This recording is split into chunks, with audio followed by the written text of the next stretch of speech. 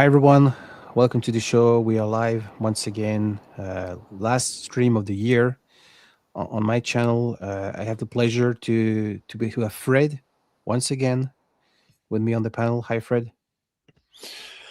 Hello. Sorry, I had the YouTube window open like a freaking noob. Like a noob, Yeah. yeah. Hello, everyone. I hope everyone's well. If anyone's watching, and we hope to um, be informative and Enter, watchable. yeah. That's right. I'm sorry about not last week. Last week we had this live stream on the German vinyl community, but I mean that yeah 2 weeks ago I may have a little bit overlooked the comment. So I'm sorry about that. Just I had some phone call afterwards, and I realized, oh, sorry, I was like, it's interesting. You may have some people on the panel, but it's also interesting to interact with the people in the chat when they put some relevant What, comments. what So what happened with the stream in German? You mean? no. It's on my channel two weeks ago. You came a little bit later. I think Mike joined the panel after I think 2 minutes after I started. But during the first 10 minutes, I was like pretty much talking all by myself, and I may have overlooked all this comment. I made Yeah, some phone call with but direct friends. it's difficult sometimes It when is, yeah. It when is, you yeah. because if you're running the thing and you're trying to talk and it's that's Yeah. why when I do a live stream sometimes I just stop and just read the comments, and then carry on. Which is a way to do, but sometimes the discussion is like it's Mm, like never ending, and plus when you have three or four people in the panel, it's not that easy. sure. And Mm, I like to improve myself, and I can. There is no secret. I had this call with Stanley, and he was in the chat, so he said, "Hey, we were like pretty much active. We were talking about kneecap, and sorry yeah, about that. So today I will try to do my best so to interact with you guys. We already have two people or five people in the our viewing. So Christopher, we're live from Sweden. Salut Christopher. You speak a little bit French, and vinyl addiction. Hi, all the way from I think from Belgium. Uh, Today's topic, I'm expecting another panelist. I thought might be a good idea to do a sort of recap. So I had some phone call with you. Hallo Thorsten. Hi. Guten hello, Abend. Hi Zeb. We will do in English today. Yeah, to do a solo recap. So what I ask, we talk over the phone like almost every day. You and I, Fred, and with Mike is the same. I was like, hey, how about doing a sort of recap? You know, uh, Going on your Discogs page or a collection and just checking all you everything you purchased in 2025 and doing a sort of cherry pick. Doing sort of highlight and just talking about the best purchase. I don't know how to say it better in better words. The stuff you were really proud to find and.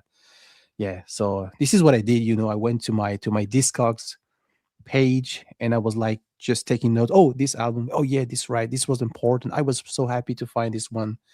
So the idea, I just have like 10 or 13 copies, by my side, and I'm Mm, expecting the same from you and from the third panelist, which is just Hiya. arrived. the Yeah. king, Yeah, the good king evening. of Yeah, I Leeds. was. I just realised I hadn't got any of the records out, so I have now. You must be just on a side note.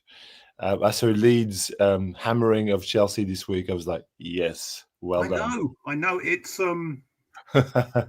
It was a surprise, I must say. How are you, Well, Mike? I'm an Arsenal supporter, so I was happy. All right. Yeah. How are you, Well, Mike? Mm, I'm fine, thank you very much. And you've had a good week, both of you, have you? Yeah, pretty much so. Yeah. Yeah. In a relative way, yeah. No, all good, yeah. Now, when Romu suggested that we do a live, I thought, well, yeah, I'll get up. So early on, it's 7 o'clock in the morning here, obviously. Yeah, I guessed it And was early. I thought, just to chat with you. I watched your video this week, and I left a fairly extensive comment. Yes, thank you. Yeah. But yeah, I really mean it. You're pushing it forward. You're not you're not sitting on your laurels. You're getting into new music, learning about things. It's very impressive. Because most people, common age, most people just are happy to just go, oh yeah, well, I know what I know, and that's it. Well, But yeah, there's very few I've been people. like that, Fred. Yeah. Even at work, I was always having to, find something new after a while because I just get bored really easily.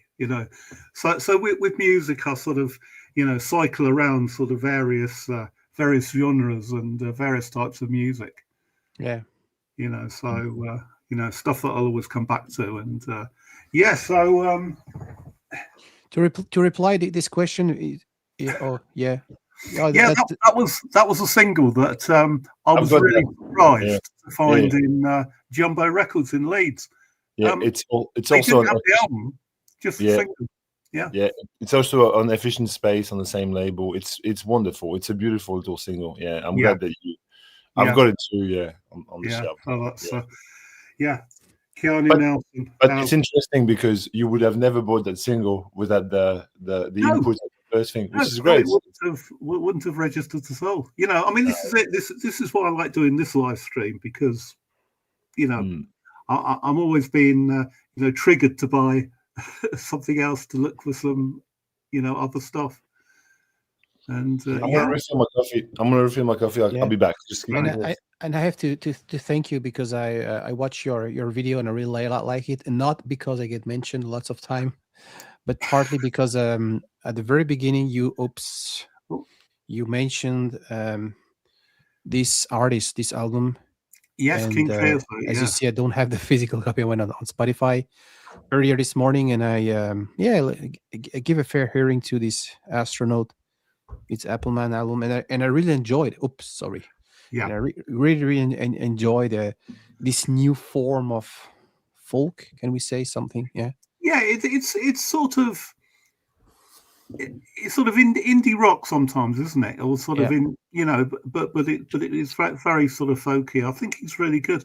He's somebody I discovered by accident, really. Yeah. Who are we talking about, if I may ask? King Creosote. Yeah. I just said that Scottish indie folk. Yeah. Oops. It's one of the albums that you showed the other day. Yeah. Yeah. It is, yeah. And the Angelique Kidjo, I've been a fan of that record since it came out. I love that record. It's so good. Like it's out of this world, isn't it? What I really like about it is that although it's it's a track for track sort of cover of the Talking Heads album. Yeah. It is nothing like Talking Heads. Well, it's not nothing, but then also it's absolutely recognizable as well. When that's right. You could, I mean, you pick into the rhythms, don't you? Yeah. But then she goes off on sort of in a completely opposite direction. And it's her own culture, isn't it? It's Benin, it's the music, the language. It's like the cover of Dark Side of the Moon by the Easy Star All Star, the reggae. I presume Mike, the reggae. Don't know. I'll just pull that with 1 second. Yeah, it's the Dark Side of the Moon cover a la dub reggae. Oh, brilliant! Yeah, that sounds fantastic. Yeah. Hang on. And I think I'm not really an expert when it comes to Talking Heads, but I have the feeling that they felt like people like Fela Kuti was sort of inspiration for David Byrne. So I think they had the way to and not only Talking Heads, even I think even Blondie, when she was in London meeting with Don Letts in the store, they did a cover of some ska, reggae, The Tide Is High afterwards. Yeah. So they were expanding their source of inspiration, I guess. Well, that's right. I mean, many of the the better artists of in the 80s and 90s were doing that. They were looking for new things. Yeah, and to reply Christopher's questions, both absolutely right. I asked the people not to do a ranking of the best albums 2025. It's all about our purchase. It's all about the stuff we bought this year, 2025. So doing not a sort of ranking, what is the best, what is the worst, but yeah, cherry pick 10 or I have 13, as I said, albums, which I thought, okay, those mattered to me in the year. That's the idea, just to mine's a collection of some 2025 albums, but also some other albums that I've discovered during the year or managed to obtain. That's the idea. No, I was going to preface this in saying that I don't know when this came out years ago. This is 2003. So I moved to Australia around 2003, and I remember being in a record store probably 2004 thereabouts, and I walked into a record store, and there was this album playing, but I didn't know, I'd never heard it before, and I thought, what is this? Like, it was so familiar to me. I thought, what am I listening to? And after about a minute, I thought, oh, it's fucking Pink Floyd. But it was that Pink Floyd. So, and basically, it's an absolute note for note cover of Dark Side of the Moon, but it's done by a dub reggae band, the Easy Star All Stars, and it's absolutely 100% like note for note. You've got the sound effects, you've got everything, but it's the whole thing is just done into a it's the same album and at the same time completely different, which is very hard to do. And this is the wonderful album that Mike showed the other day, which I want to showcase again. This is fabulous for people who like African music in all its forms. She does a cover song for song of Remaining Light. Very, very, very cool. Just really worth having a listen to. It's beautiful, very, very dynamic, very, very tribal, the energy on it. As well, Homie was saying before, Eno and Byrne were fascinated by African polyrhythms, basically, and that's what you hear on Remain Light. They're polyrhythms, and that works really well with that because she was born with polyrhythms. Exactly. Yeah. The other Fred, Spectrum Archives, is asking a question. To be fair, I have no idea about Muddle. No, I don't know. I don't know either. What sort of music is it? I know of them, but I've never heard the music yet. Yeah. Oh, Fred will agree with you, Christopher. Yeah, beautiful. Soundtracks is fantastic. I love soundtracks. I mean, the first 8 cans are just amazing. So yeah.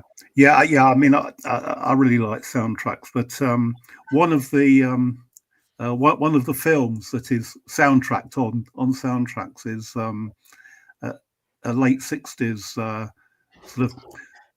It's not quite art house, but it's quite obscure film called Deep End. With Jane Asher, and it's one of my favorite films. Absolutely brilliant. Jane Asher, the ex girlfriend of McCartney. Yes. Okay. That's right. Yeah. Okay. Yeah. Yes. So she in later life she went on to sort of make a name for herself in baking and cooking. Okay. Yeah. So she was, she's got a few books, I think, of cake recipes. But it's it's a really good film. It's Deep End. One of these kind of like very it's got that sort of feel of sort of 1960s UK. It's lovely. Yeah, try to get a hold of. There is a soundtrack called Bedazzled, or maybe it's the wrong pronunciation. Bedazzled. Bedazzled. It's the one with Dudley Moore. Dudley Moore. Yeah. It's good, but it's only part. I think there's a couple of killer tracks on it, but not the whole thing is amazing. That's this thing. It's very expensive. Ingo, auf jeden Fall. Which means, yeah, sure, he knows. Yeah, right, okay, yes. No. My pal God is a classic, indie punk single from the Australian scene. I've got it. I don't have the original single, but I have it on the compilation. Yeah, excellent. No, that's one that I don't know. Yeah. Gandalf. That's the classic Psych album. Right. No, he says Swedish. Is it not that Gandalf? What do you mean? It's hard to understand what he means. Do you mean Christopher? Do you mean Gandalf? Yeah, I do have the 2015 reissue. Does it mean that Gandalf? I guess. Is that this Christopher? I guess. Yeah. Which is a psych classic from the US. Yeah. Dudley Moore was very accomplished. He was, Yes, he was also very accomplished at swearing with his friend. Yes, with Peter Cook. Yes, Derek and Clive. Derek and Clive live, an absolute classic. My favorite British comedians of all time. When there's some great skits about the Arsenal supporter in a way. It's very good. It's a Swedish album called Gandalf. See, yeah. So yeah. Yes. So yeah, let's start. We show an album. I think each. Fred shows, Mike shows, and yeah. Okay. Mike, you start. Right. You start. I'll tell you what. I show an album that the postman delivered on Friday. Oh, okay. And it's already a banger, and it's already a no-brainer. Yeah. And there you go. So this is Cerys Hafana, and she's Welsh, and the album is called Angel. Mm-hmm. And she's a singer-songwriter. She plays a harp and piano, amongst other instruments. And I'd not heard of her before. And so this album came out very recently, I think, and I gave a couple of tracks a listen and thought, this is my sort of thing. So it's she's very folky, and her harp playing is absolutely brilliant. And she sings in Welsh, she sings in English. What sort of folk is it? Can I ask? I mean, is it more like pastoral or more indie sounding? Or if you like Sandy Denny, which why wouldn't you? I think I think you would like her. I nearly said it sounds very English, but that would be that would probably be an insult, wouldn't it? No. But so it's it's got a sort of Celtic sort of flavour to it, and I mean I've only listened to it a couple of times. It's got a Celtic flavour to it, but it's also very English, and her her singing style it's very much in the vein of people like Sandy Denny or June Tabor or Maddie Pry, those sort of people. And not heard of her, and I thought, give it a go, and it's a really nice album. Yeah. If you're asking myself or Fred, we can recognize at the glance when the music comes from Brittany. You know, is it the Yeah. same with you? Is it the same with you? Is there something a little bit special about Welsh folk traditional music? Yeah. I mean, Welsh. It a lot of Welsh music, sounds very, very Celtic, as you'd imagine. But not in the same way as traditional Irish music. It's kind of somewhere in between. It tends to be a lot more melodic, I think, than say Irish folk or Scottish folk. It's you know it tends to be sort of quite sort of sweet stuff, and yeah, she's as I say, Cara Safana is really somebody I didn't know, but I'll be looking up some of her other stuff. Okay. This is a guy from Brittany. Speaking of the devil, Yeah. this is Bruno, and I think you follow his channel, Mike, his English speaking channel. What Right. is it? What is it called? Bruno, you have to help me. Yeah, What? It's called. Fred. Yeah, I know. I can't remember now. It's called, he will tell us in the Yeah, we'll tell Oh you. well, let me know. Let me know at some point, and yeah. I'll make sure I I have can't a remember look. the name of his Yeah. No, it's not called Circuit. No, this is Greg. He's joking. Ah. Totally joking. Yeah. Yeah. But we already discussed it, Mike. This is why I know that Right. you follow it. Sometimes he talks about jazz. And anyway, Fred, you're next. Me. Okay. You. Okay. Well, just I want to preface this by saying that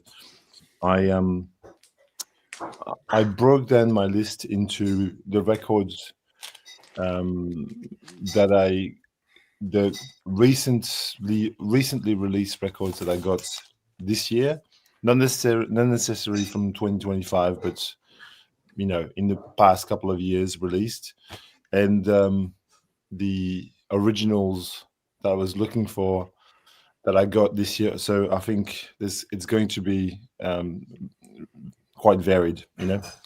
So this is a record from 2025. If you can make me big, yeah. This is a Japanese singer-songwriter called Ichiko Aoba. There we go. And it's called Luminescent Creatures. Can you see that? Yep. Yeah. And it came out earlier this year, 2025, on Herman Records. I had a previous album, Windswept Aiden. It's called the album before. It's a classic already. She is as I said, she's a singer-songwriter. She plays acoustic guitar with nylon string acoustic guitar, and she sings this kind of a haunting, very otherworldly, folk music in Japanese. It's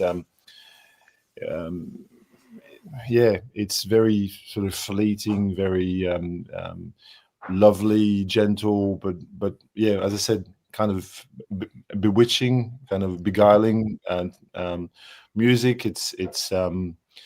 She's she constructs those ballads that are just like very evocative, very very very kind of pastoral as well. Very highly recommend this record. It's in the same vein as the one that I've named before, and it's sort of expands on that formula, which is just really beautiful pastoral beguiling folk, if that makes sense. So I think you both enjoy this, I think. Imagine. So yeah, Ichiko Oba is one of my picks for this year. Looks like Spectrum Archives would agree with you. Right. Just a little bit. Got somebody else to check out on. Yeah. Okay, that's might be the only album released in 2025 that I bought and selected for today's video. But if you follow the Scotty du Pif, you may already know about this one. This is Tartine de Clou, and this is sort of Vendée, which is a region in France, close to the Atlantic between Bordeaux and Nantes. And this is like polyphonic Vendée. So folk with some harmony, and they made a really good job, I think, with gathering, collecting songs, spending hours with the equivalent of Lomax, French or Belgian guy, and they dropped. I think this is their third album, and yeah, if you like this kind of, I would say medieval feeling, sort of polyphonic. Tartine de Clou, Comptez les dents. This is something really for you. Yeah, it's a wonderful album because you recommended it to me, Romuald. And, yeah, I did. Yeah, I gave it a listen and I had to go and buy it almost immediately. Yeah, it's lovely, but you know, the vocals, or I should say the voices, are so important in that album, aren't they? Yeah. And they really try hard to not sound English. We had a guy on the French stream we host, Stunny and myself, and he said really they don't try to sound English. They were really try to sound old traditional French, and yeah. They even the guy even explained that to stop them for sounding in a certain style, they even change the intervals. Yeah. When they were singing, so the note intervals were modified so that they didn't sound too medieval or too English, which is no, but it was very technical. The discussion was very sort of, you know, you could tell that these people are real musicians. Like they're not just like people just, you know, strum a few chords in their bedroom. They knew exactly what music was made. So yeah. Mike. Oh, it's back to me, right? Okay, let's see. Right. Oh, let's go for this one. Right. This is she's Austrian, and she goes under the name of Soap and Skin, and this is her album from 2024, and it's called Torso. What's the name again? Her name, the name that she records under is Soap and Skin. Soap and Skin. Okay. Yeah. There you go. You got that? Yeah. And the album's called Torso. And her name is Anna Plush. She's as I say, she's Austrian. And her music, it's quite experimental. It's kind of neoclassical, I suppose, and a bit sort of, you know, dark wave, a bit ambient. And yeah, this is, as I say, this is a double album called Torso. And I mean, her previous album was called From Gas to Solid, You Are My Friend, and there's some lovely tracks on there. And she does an absolutely brilliant cover of What a Wonderful World. But she also sort of does some you know, soundtrack work as well, or at least she gets some of her music sort of ends up being used in films.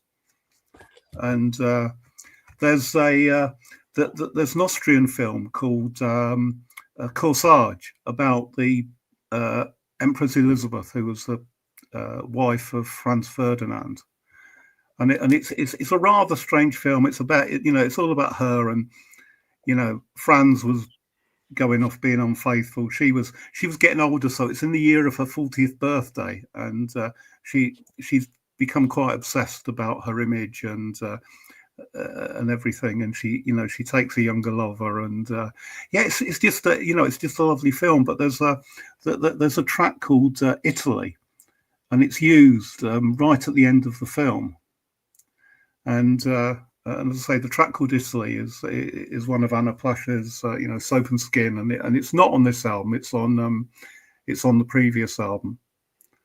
But yeah, she's really good, and I think the non-German speaking world kind of passes her by, have passed by without noticing her. But she's absolutely brilliant.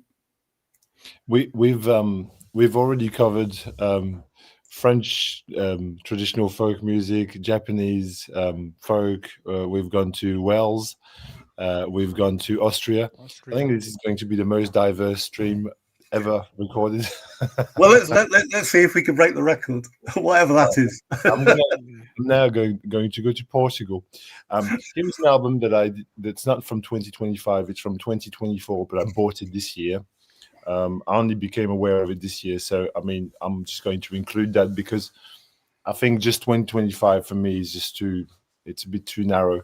It's a newish album, and also I find that finding the albums of this year that I like the best is a challenge as well, because maybe I haven't had the time to absorb them as much as I could. So I'm going to talk about this record here. This is Rafael Toral, Spectre Revolution. So this guy is Portuguese. I discovered Rafael Toral when I went to Portugal a couple of years ago, and I kind of blind bought one of his records. He's a long-standing experimental ambient artist I think he's from Lisbon, and he's made, if you look at his discography, he's made like 30 or 40 records. Like it's a very, very long.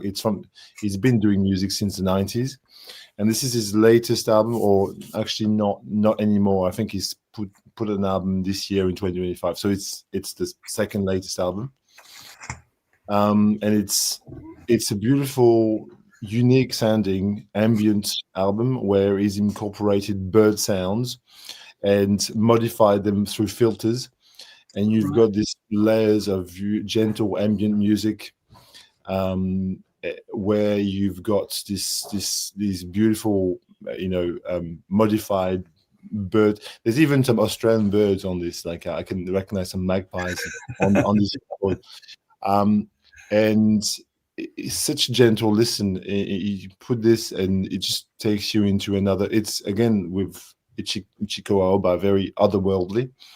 And I thought, spotlight a record like this, even though it's not from this year, I think it's really worth people having a listening of it. And yeah, it's and he thanks Jim O'Rourke in the liner note there as well. It came out on, I think it's a Drag City.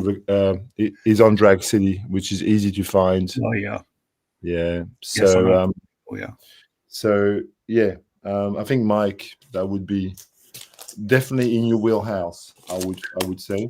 But yeah. From last year, the album from this year, I almost picked up, and then I listened to it, and I wasn't so convinced that I needed it. It's a double album. It's nice, but it doesn't bring anything to the, and it's more in that sort of vein that I've already got. I don't like to get the same thing twice, but this is beautiful, and the cover is so wonderful too. It's just it is, isn't it? It's so idiosyncratic. It's like this huge picture of a bird on the cover. Yeah. I love that. Yeah. So Rafael Toral. Yeah. When I went to Portugal a couple of years ago, I discovered a slew of modern artists that I was really taken by, and so I thought, well, I just need to explore this a bit more. And there's other Portuguese artists that are really, really fascinating. Japanese folk, Takuro Okada. No, I don't have. I've got quite a bit of Japanese in my shelf, but I don't have anything by Takuro Okada. Thank you for the tip, Fred. Yeah. Organic Pulse Ensemble is fucking great. Do you know this band, Organic Pulse Ensemble? You know, Yes, yes, I know them. I don't have anything yeah, by them, but it's I've certainly heard them. super duper kind of like ambient experimental jazz. Like I've Yeah. got one of their albums. I don't have the latest one, but I've got one of them, and it's so well produced, and so these guys can play. Yeah, his best records. So Diamond Marimba. Yeah, you mean the Toral record? Yeah. I guess, yeah, yeah. He This is posted. Alex, I think, Diamond Marimba, who Never, is in never, the never. USVC. Oh, He's a friend, Alex Martinez. yeah. So hello, Welcome, Alex. If welcome. thank you for watching. He's a mate of Dom, if you because I know Seeking is Fred. Yeah, yeah, you know Dom, so he's yeah, one of Dom's friends as well. Yeah, so yeah. he's I have to very thank. much into experimental music, Yeah, like I have to thank Dom because of the multiple shout outs. Well, lots of yeah, people coming from. So thank you, Dom. yeah. Yes, yes, We don't lots have of lots of interaction, more behind the scene, but yeah, yeah, always a lots pleasure. of lots of people I don't know. This Bonjour, looks like a very sort of continental Europe gallery tonight. He's from France. bonjour Thomas. He was already. Thomas is his name. Yeah, he came. He came in like 2 minutes at the very tail end of one of the Yeah. streams I did host a couple of weeks ago. Yeah. Okay. Okay, Romu, du bist dran. Ja, ich bin dran. It's your turn. Do we show in German? We did a The live stream in German last the ne- last weekend, and so we did the same kind of thing, you know. So we're just Yeah. yeah. Yeah, the next one is probably the record I play the most this year. This is a comp, Yeah. and this is Ote Maluya, and it's very interesting. That's a British label, I think, called Make Strut. yourself big. Make yourself big. Oh yeah, sure. You know, absolutely, Yeah. yes, Strut. And they did an amazing job collecting songs from a tiny little island called La Réunion, very close to Madagascar in the Indian Ocean, and that's the music of rebellion. That's where young people they were almost like punk, you know, if you can compare. They were listening to lots of classic rock music. They were playing in the ballroom in the clubs, and they suddenly discovered, hey, do we have something in our DNA which we can bring to the table? And there you are. It's like influenced by the post-colonialism, obviously African slavery. We have to mention that workers from India, they came to work on this island. France, obviously, and they were like projects. They started, I think, translating or working with a poet called Albany, and it came a compilation or an album called Chant Albany, and there were lots of famous people like Alain Peters, you know, and in the 70s on this little island with some really like exotic rhythm, electric melody. I can only I listened to this album once again yesterday, and I don't get tired of this music. Yeah, yeah. I've got a big list of compilation albums of music, particularly African music, that I really need to buy. And it has a very nice booklet with that explains a little bit the history of La Réunion, what shaped the music, the culture, the contribution of art, you know. So and yeah, this is I can only I can only recommend it too because I've had this compilation. Show him Alain Peters. You were talking about him. Sorry. yeah, sure. Alain Peters, yeah, he was like a figure. Starting is the Nick Drake of the island, of the French yeah, of Réunion. Wow, He's amazing. This man, he died very early. He was 40 something years old. He had a heart attack, but he played on self-made instruments. A bit like Moondog, and he had this unique voice, and he left very few songs behind. But I would highly recommend, Mike, that you pick up this. Yeah, you can show the album. I think you share this album on the WhatsApp that came on the bongo not Mr. Bongo, the Swiss Bongo label. Oh yes. And after I think we mentioned Maluya on the live stream, and I just happened to find this copy the week after in Montreal, and it was the summer, and I've certainly seen that cover before, so I think you must have shown it to me in some way or another. What was it? So here, if you ever see this, Mike, this is you can get this where you live. I've seen that around. I think I can definitely get hold of that one. This here, Manger pour le cœur. This here is one of the best songs ever. Like in like the melody on this is just amazing. It just comes out of nowhere. It's just spectral and kind of ghostly. It's just beautiful music. And I mean, the whole album is beautiful, but just for that song there, my God, it's just a masterpiece. Drake, Réunion dans yeah, and this has been released on Bongo. What is it called? The label? It's Sofa Records. Sofa from Lyon. You have on Sofa Records. I found this copy in Toronto on Sonic Boom. Bongo Joe. Thank you. Yeah, Bongo Joe, which is in Switzerland. They're sister labels. Yeah. Right. Excellent. Yeah.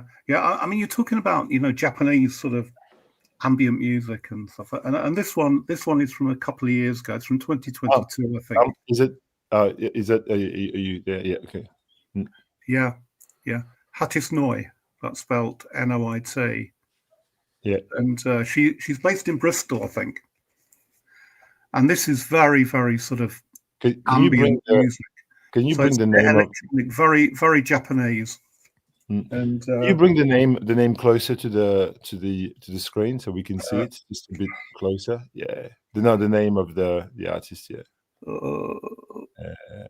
Is that? No, that's the catalog number. Number at the back of the sleeve, we can see it. The back of the sleeve, does it? Oh yes, it does. It does have a name at the top there. There you go. There you go. Okay, thank you. The album's called Aura. It's also for the viewers if they want to get into it. Yeah, it's good. Yeah. But it's This is an excellent album, and again, it was a bit of a blind buy for me, and just when you were mentioning, this other Japanese stuff, I thought, this sounds very similar to that. Yeah. It sounds really cool. Yeah, it sounds beautiful. But so far, I mean, all the albums just been very, very interesting. Actually, it's been yeah. Is it my turn? Yeah, it's not. It's, as I said, it's not the best stuff. It's not the one you have to. It's our highlights. Yeah. So here's an album from this year, which I would recommend to everyone because it's a furious kind of like experimental rock album, but and it's this album. So we've got Bill Orcutt, who is an extraordinary guitar player, very inventive. He's also released a fuck ton of records. His discography is enormous, and this is his record from 2025. And he's in a kind of a live setting. Well, it feels like a live setting almost, with Ethan Miller on bass and Steve Shelley from Sonic Youth on drums. And it's kind of like a power trio, which they do a sort of it's almost like an avant-garde jazz rock kind of, it reminds me of it. It's like instrumental Sonic Youth, if you will. It's very, very, very in your face. The guitar is very sharp, and it just make a noise. And I think if you like indie rock, if you like, it's live. See, it's a live album recorded live at in LA. Yeah, on the 13th of April, 2024. And you can make me small again if you want. It's fine. But this album is here in Australia, at least, it's easily gettable. It's very sort of dynamic, very energetic music. again, I think the Sonic Youth kind of comparison works well, and you could also throw in some more sort of a John Zorn-esque kind of. I'm sure people in the chat like Diamond Marimba would be a fan of this music, but I don't know how else to describe it, but it's very worth listening to. It's rock. Yeah. I don't know that album at all, but I was listening to Bill Orcutt the other day. Yeah, solo album. Which album did you listen to? I can't remember now. Yeah, I've got a few of them. Like this it came up. This year was crazy as well. This album here, it's worth. Yes, it was definitely that one. Yes, with the. Was it what? There's what? It's got like Christmas carols mixed into it with experimental guitar, which is really weird stuff. Really weird, but really great. Yeah. So no, it's good. No, this is a very diverse stream. I'm pretty sure there will not be any more diverse of a stream anywhere else. I think we're destined to stretch it even further. Yeah, and I have the feeling I didn't buy as much record in 2025 compared to 2024. Main reason is I went to Den Bosch in November 2024. Of course, yes. This year was a little bit too. I had other priority in my life. Let's put it like this. But I managed to get a decent batch of. Yeah, the next one is a record I stumbled upon au 33 Tours. That's the biggest record store we do have here in Montreal. And yeah, they have a section called Country, Folk, Bluegrass. And if you watch this channel, you know how much I really like English folk music. And it's not something you can find pretty much easily over here. You know, all these... Shirley Collins, Martin Carthy, Fairport Convention. You can find some Still I Span pretty much easily, but we are in North America, obviously, so it's more the country stuff from the US. But they had a copy of this album, and we had talked about that, and I was just reading that book, Electric Eden. And I was really surprised. And I didn't buy this one, to be fair with you guys. I didn't buy it. And I listened to like Spotify, and I came the next day. I say, okay, I need this record. Her voice is so much different from it's like good wine. It evolves in such a way. And even the ambiance on this album is literally like post-traumatic, like something bad happened. This is what they played after those bad happened. With some very dark, gloomy instrument. The one she made when she came back, because I think she had lost her voice. So she dropped 4 albums, I think.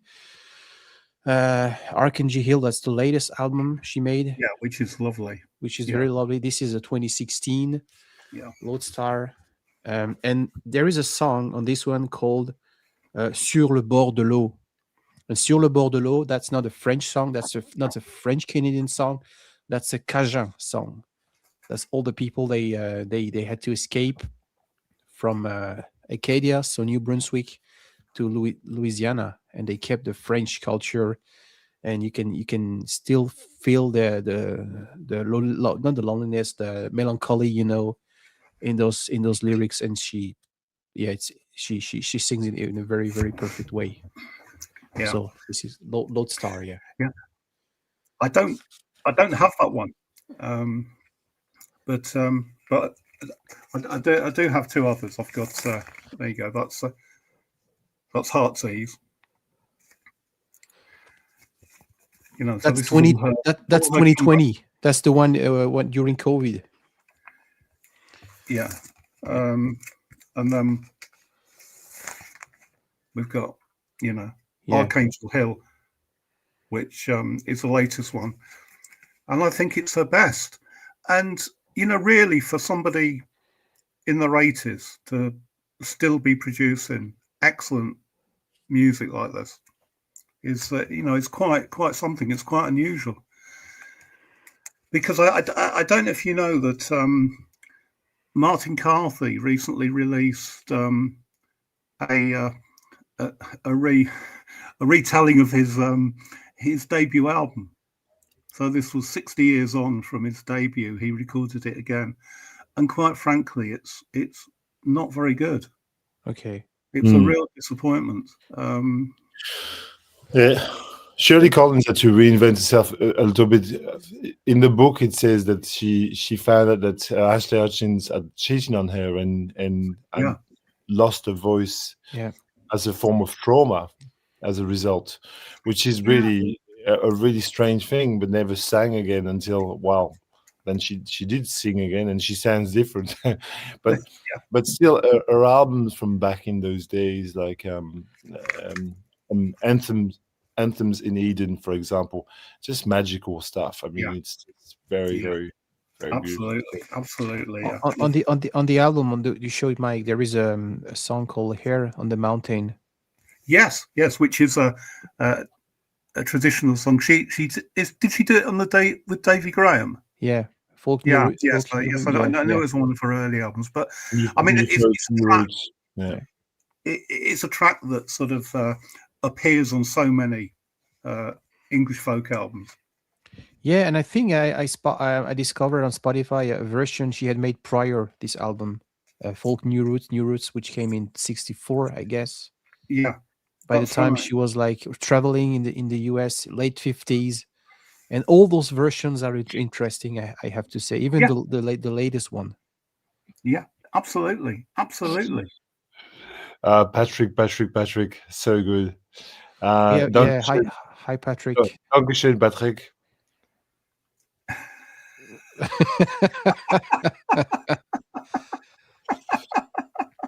He's joking. He's from Germany. That's a German way of being. Was für eine Legende. I tell you what, however bad your English is, it won't be as bad as my German. Put it that way. Well, I always say I can speak 4 languages, but none of them I speak very nice. You know, even my French is sometimes like. No, come on, don't say that. No, I'm not like an actor. What you can bring linguistically. We'd be you're in the presence of the only 2 people in the entire VC who run channels in 3 different languages. I know. Which is really strange, but I think it's just really interesting endeavor. As a bit of a challenge, but it's great. Last weekend we did this live stream in German for 3 hours. We debated psych records, and it was very, very. Except that we had technical problems, and when you watch the video, it's all. I hope we won't have the same issue today. To be fair, we don't know. Can the folks in the chat let us know whether I'm sure they will jump on the keyboard and saying, "Hey, there's something wrong." Yeah, I'm sorry, Patrick and Ingo. Last week we couldn't do anything about it. Yeah, we could hear ourselves really well. Like we had no issues with StreamYard. And I think it was a StreamYard related issue since the next day we had the same issue with Stanley on the French stream. So different account, but same streaming software. So hey, Mike, you're next. All right, yeah. You're next. Oh, where am I? Oh yeah. Kein Problem. How about a one-off collaboration between an American band, Americana sort of folk, and an ex-Leeds punk band who became a country band, and this is the Freakons. Is that the Mekons? The Mekons, and the American band is Freakwater. Ah, yeah, cool. Yeah. And this is a sort of one-off collaboration, and the songs are all coal mining songs. So you've got one that you definitely know, which is Blackleg Miner, which of course is a Steelite one. It's on one of the early Steel Span albums, and I can't remember. Hark the Village Can Wait. That's it. Yeah.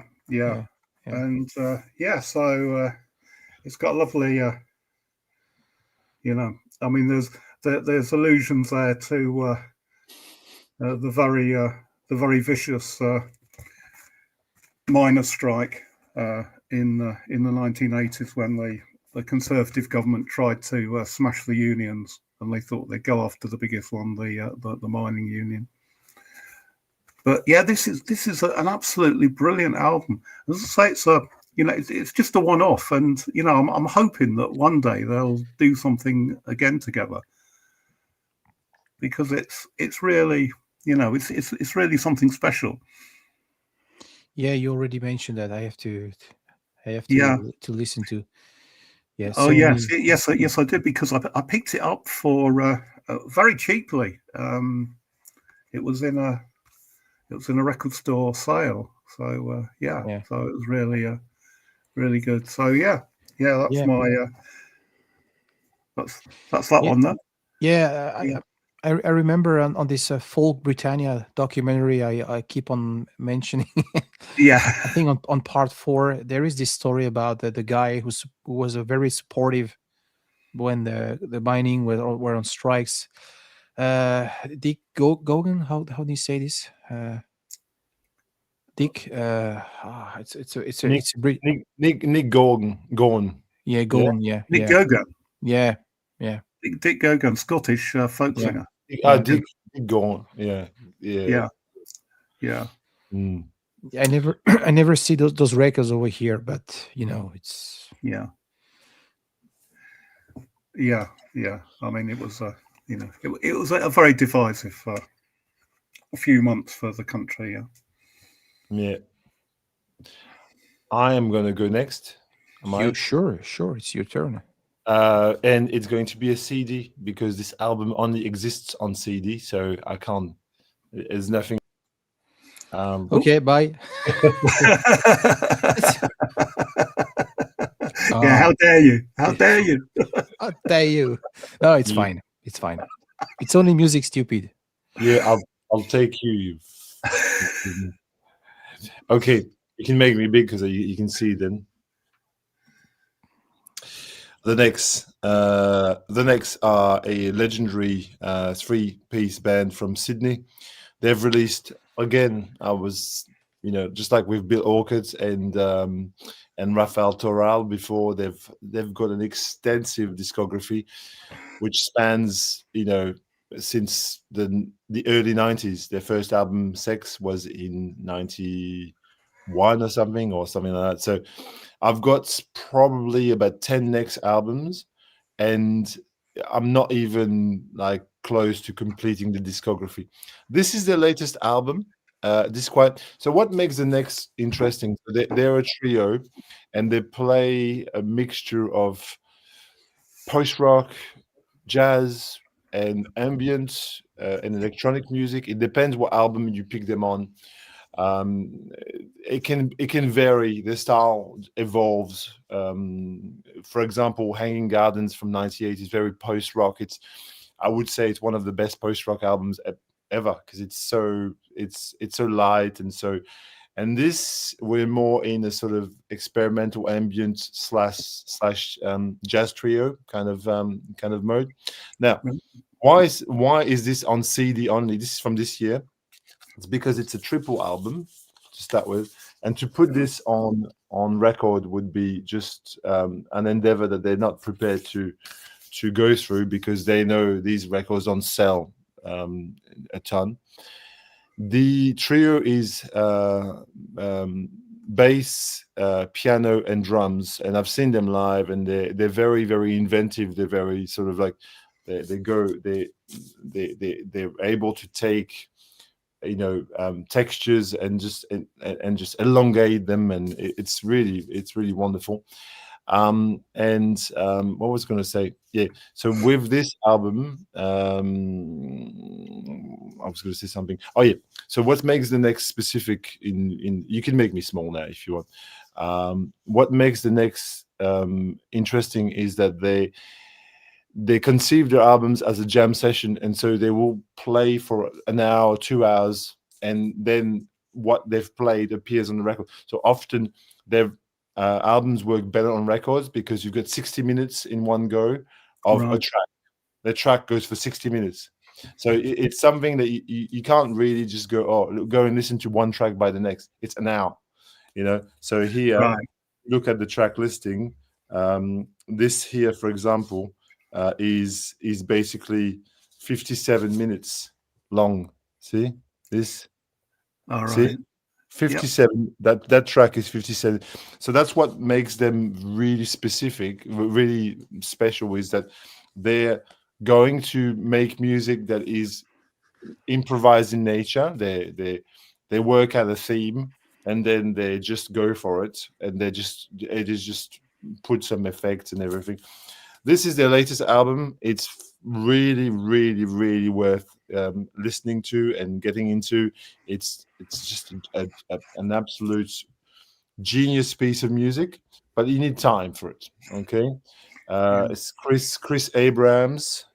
These are their names: Chris Abrams, Tony Buck, and Lloyd Swandoff. They're the next. Yeah, Sydney band. Excellent. And they've made now something like 40 albums, even more. I don't know. Wow. I'm just going to look on Discogs for a second, and I just, it's the next. How many albums have they got in the discography so far? It's really quite something, and all the albums have got songs that are 60 minutes long, if you can imagine that. They've got 35 listed there on Discogs, 35 releases. So, yeah, in other words, quite the band. Yeah. I mean, I still buy CDs from time to time, and there are some that there are CDs, CD only releases. Quite a lot of English folk music from the late 80s, early 90s that absolutely was only available on CD. Yeah.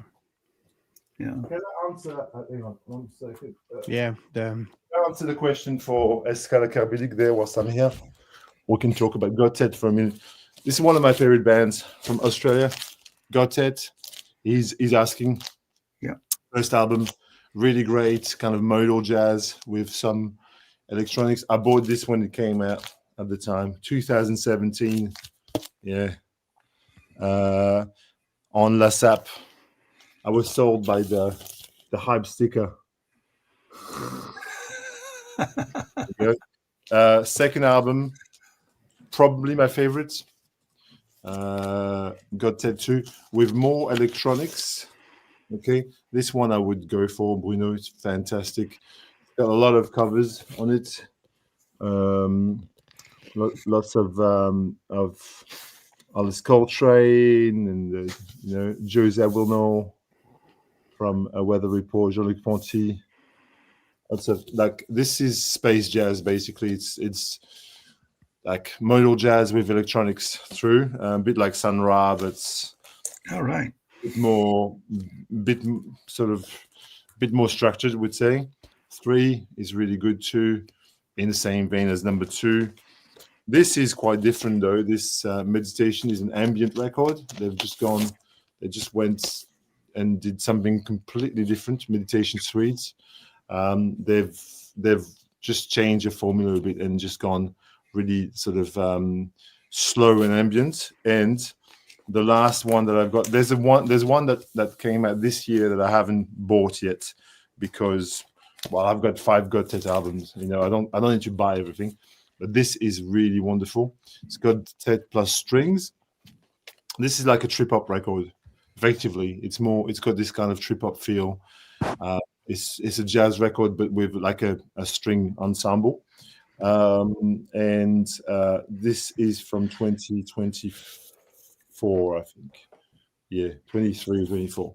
But Bruno Godet is probably my favorite Australian jazz band of the moment. Does that answer your question? I never heard of them.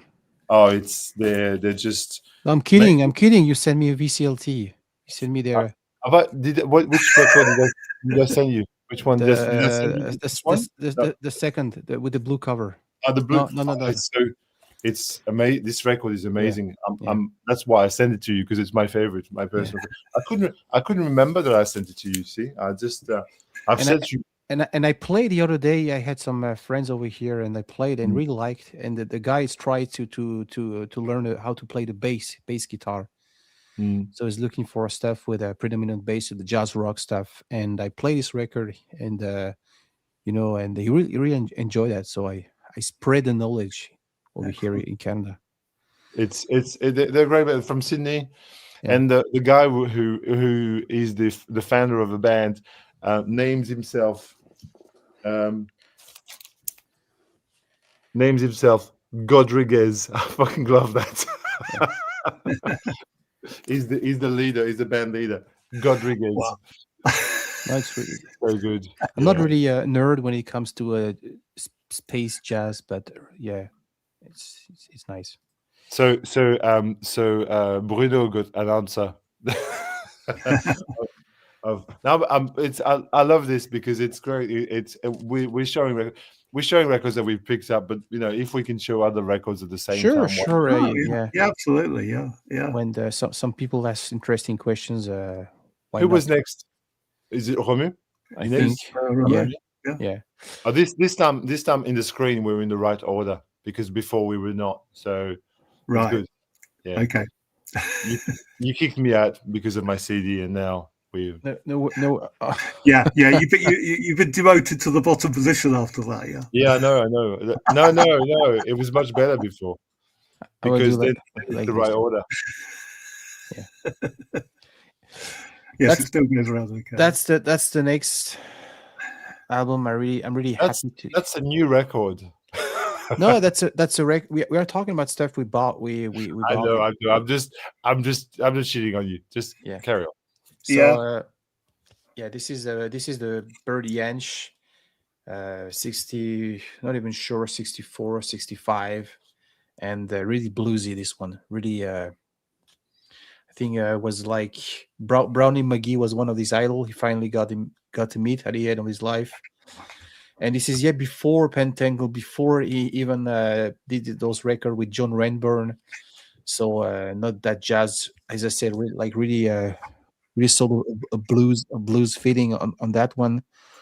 One of my favorite version of Angie played, which was as you know, not the Marty Carty, David Graham song, and as I said, really melancholic Bird Yanch. Excellent. And to flex a little bit, that's one of the early, one of the early pressing on this great label, which is Transatlantic. Yeah. One of the great folk labels, isn't it? Yeah.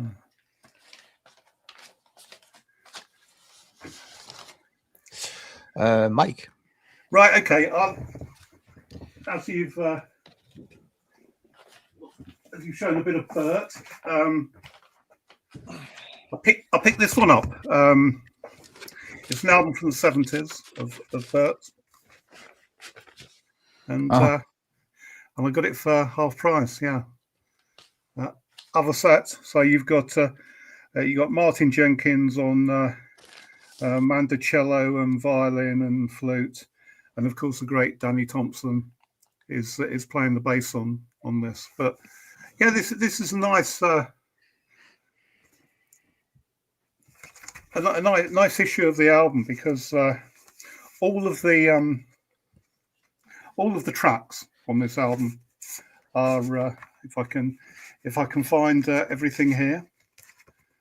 Yeah, all the tracks are named after birds, and there are a selection of prints in the album, and I'm finding it very difficult. I should have got them out beforehand, shouldn't I?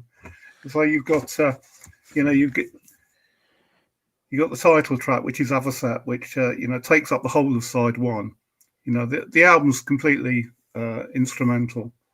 Then you've got this one, which is Lapwing, and then Bitter, which is this one. The artwork is lovely, if I may say. Yeah, it's very Kingfisher. And two more. What's this? Osprey.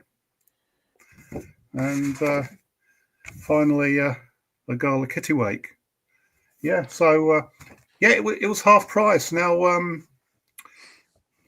Fire Records in the UK, and Fire Records have got a folk imprint called Earth. Yeah. Which no doubt you've heard of, but you know, they do an awful lot of really lovely sort of reissues, and there's an awful lot of Bert Jansch. That's the reissue of that's the same reissue series that I've got from them with the Black Swan, the last oh yeah, latest album, which is really I listened to it actually just yesterday or the day before. It's beautiful. Yeah, nice one. Yeah, but yes, it was really yes, it was too much of a bargain for me to leave it alone. So there you go. Yeah. And it's a lovely album that I didn't have before. Yeah, for those who are interested, there is this documentary on YouTube called Acoustic Roots, and you see Bert Jansch, you see John Renber jamming in his house.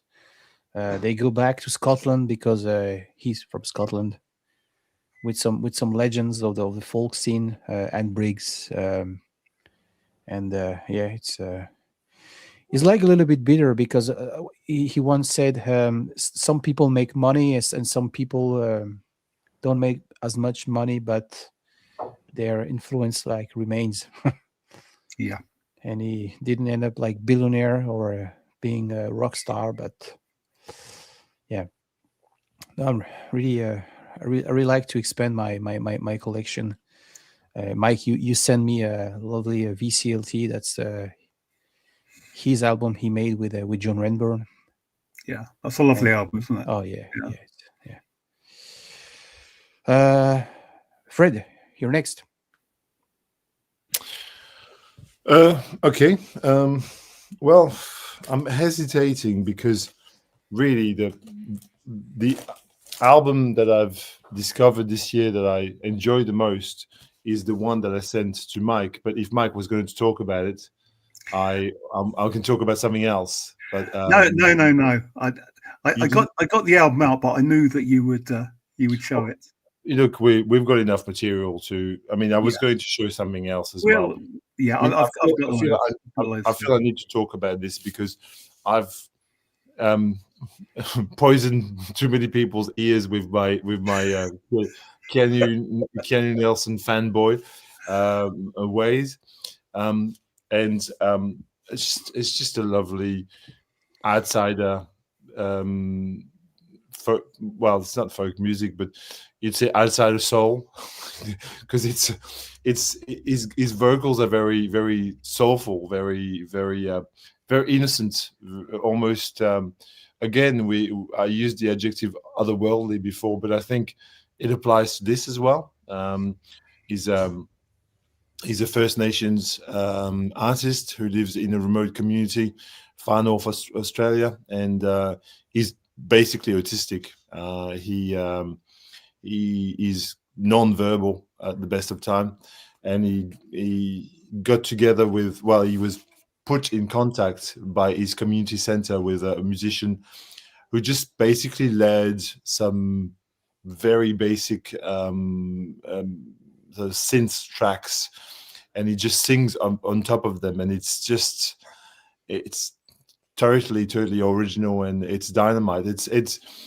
It's like, yeah, we talk about outsider artists like Daniel Johnston, and I think there's a link there in the fact that there's this, you know, for lack of a better word, this mental illness connection where you know that these people are, their condition makes them what they are, but they elevate themselves and make some amazing music. And I sent this to Mike, and I think Mike thought this is the best thing I've heard all year, basically, in my opinion. It came out in 2023, and I'm going to be honest with everyone. I'd seen this record around, but just based on the cover alone, it just didn't. Like I'd seen it, and it sort of didn't. It did nothing for me. And then one day, for some reason, I was in the record store, and the record was just there in front of me, and I had time to kill. So I just thought I'll just put this on the turntable, and I was like, oh my God, this is just amazing. This is just beautiful. It just captured me instantly. And then I probably bought 5 or 6 copies of this record and gave them to people. Like I've given this album to so many people, like the Adam Halliwell record, which you both got. Yeah. I've bought about 10 copies of that record. I mean, Adam Halliwell should just thank me personally for distributing this record for free on his behalf. This is just a beautiful, beautiful record. Can You Nelson, and the name of the album is there. People, Mike, maybe you can get your impressions on. Well, I've watched your video, but did I summarize this well enough, or was it? Yeah, I mean, just to let everyone know that Fred was kind enough to send me a number of albums, and they were all lovely albums, but Keanu Nelson was head and shoulders above the rest. There's something about I've been thinking about his whole sort of style, and he doesn't realize just how good he is. You get that impression, don't you? That he just does his thing, and it's not that there's no ego there, is there? In the music, it's just he does his stuff, and he does it. It's almost as though I think he does it for himself. It's what he loves to do. And I see that Richard has got hold of a copy. I knew you were going to, Richard, and I'm glad you like it. He's in his own universe bubble, kind of. He doesn't. I'm sad that he played live in Melbourne a few months ago, and I wasn't aware of it. Basically, I just missed it completely. I just didn't. I've been busy with work, and I've been ill this year a lot. I've been ill for about 2 months out of the whole year. It's really ill, and I was a bit out of step with a few things. But some friends went and said to me that he's basically really very, very humble, and because the way his autism basically works, he's very shy and very very withdrawn. And he's on stage, he doesn't move. He's like this on stage. It's just like static. He didn't move a muscle, just sang his songs and just went. It's very but somebody online described this as Francis Bebe meets suicide, and I think it's just the best description of it, because it's really gives you the idea that the vocals very sort of almost African in a way, and then you've got these layers of really primitive synth. It's beguiling, because it's just this really simple, almost Casio type synth in the background. Absolutely. It's the cheapest freaking synth that you can buy, and it just works. It just shows you that music can be wonderful regardless of the level of skill or knowledge you have about it. Yes. It's a far cry, isn't it, from the rock dinosaurs of the 1970s that would turn up at a venue with 10 trucks loaded with equipment. Oh, that's I'm thinking, Rick Wakeman surrounded by about 20 different keyboards. Or ELP. It's antithesis, isn't it, of that? I've realized that the theme of today, unwittingly, is green. All of the albums that I've showed you are basically green albums, which is that's very good, because when I was talking to Roma earlier on this week, and we were talking about what should we talk about, I said, well, why don't we just talk about albums that are a certain color? And wonderful stream. And obviously, you got that memo, Fred. Yeah. I probably and I think as we continue. I might continue with things that I found that are not from this year, but things that I found this year that are cool, because it's nice to talk about new releases, but there's also a lot of very nice finds in the wild, which were really cool. Who is next? Romu or I guess so. Yeah, I guess as it happens, the next album is also green, or at least its cover is green. But who cares? This is no? Pierre, make myself big. This is Pierre Bensoussan, and yeah, we this is another influence after influence after my own stream. I have to thank Stunty and Joseph Isola, and it's interesting. I was so surprised to find a copy of this artist over here, and obviously was a source of. I think he had some success on the beautiful Rounder record. Oh yes, which is a folk label. We can say. So this is what I really like, because I get sometimes disappointed when I listen to virtuosity on the guitar. Sometimes it likes demo. It sounds like demo to me.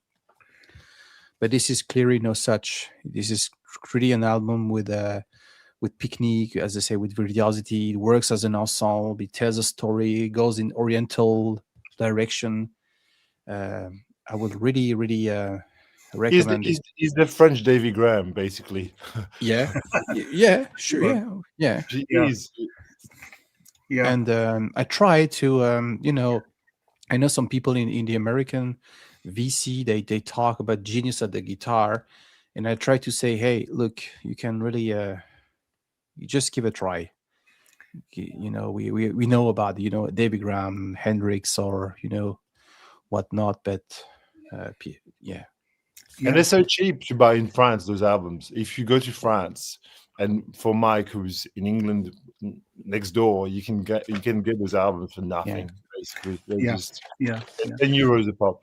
The French, the French press is a little bit different. It's like a black cover. It's on a different label, obviously, and even here on I pay like five Canadian, five so $3. So it's cheap. Yeah.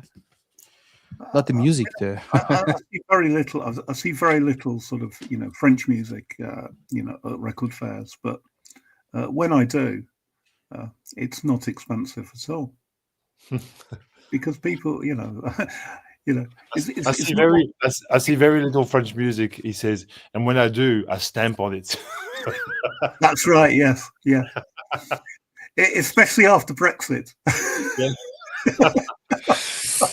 Smash it. Yeah. Of course, yeah. Yeah, but there's something about sort of where there's a virtuosity, sort of like virtuoso performances, guitar playing or whatever. I think sometimes it can be really dull, can't it? That there needs to be a bit of personality in there, something a bit special, something a bit different. And of course, we all love Davy Graham, and it's because Davy Graham sounds like nobody else. Yeah. And I really like Pentangle, John and Bert, but I have I have a couple of albums, John Renburn solo, and to me it's like a demo. Some of them, the white cover where you see all these medieval knights. Oh yes, yeah, I have that album. And I once listened to this one. I was like, okay, yay. Sir, what a lot. Sir Mix. No, it's Sir something. It's something, isn't it? Yeah. It's there behind me. And it's to me, it's horrible to say that, but it's like a demo. When it doesn't work it doesn't tell me a story, or I'm really off the train. Yeah. There's a comment that says the best green cover is that's the one. That's the one. Yeah. I mean, it's not a bad album, but it's not a great album, and it's not one that I kind of pick out again and again to listen to. Yeah. Now, this opinion there by that's a German viewer, isn't it? That's Klaus. Oh, yeah. Is an opinion that I will respectfully disagree with. There's about 50 other Green albums that I think are better than this. I'm just going to be respectfully disagreeing with you. Well, this live stream started to degenerate, isn't it? You know. No, why? The only important thing is the color of the cover. Oh, yeah, that's right. Yeah. Mike, you're next. You have the chance to save the stream. I will. You can save us. Well, Yeah. have we mentioned Icelandic punk yet? No, we haven't. Have we? Icelandic punk. Icelandic punk. No. Yeah. No. And you know what? I think I would have had to leave the stream if you didn't mention a little bit of Icelandic punk. That's Yeah. I would have got no. That we can't do that. Well, there we go. This is a band. It's an all-female band. They're called Groya, Groa, and the album is called "What I Like to Do." And they sing in Icelandic. They sing in English, and there's no in there. There's nothing else. So yeah, that again, it's a band I discovered because they did a session for KEXP in Seattle. You know, who put all their stuff on YouTube, of course. Yeah. And they did a session before their last album. And I thought, yeah, this sounds good. So it's quite straightforward punk, really. But it's got something about it that makes it just a little bit different. And of course, being from Iceland and female, they sound a bit like Björk, at least vocally.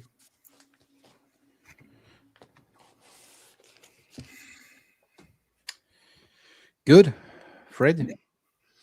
Well, I'm kind of hesitating between records. I might. Okay, I'll show you another album from this year. Is it a Coloré de Splatter? No, it's a colored record. Indeed. Yeah. Oh, yeah, it is. Whoa! Amazing. You are a genius, Romu. Romu's a psychic. Yeah. Yeah. Psychic.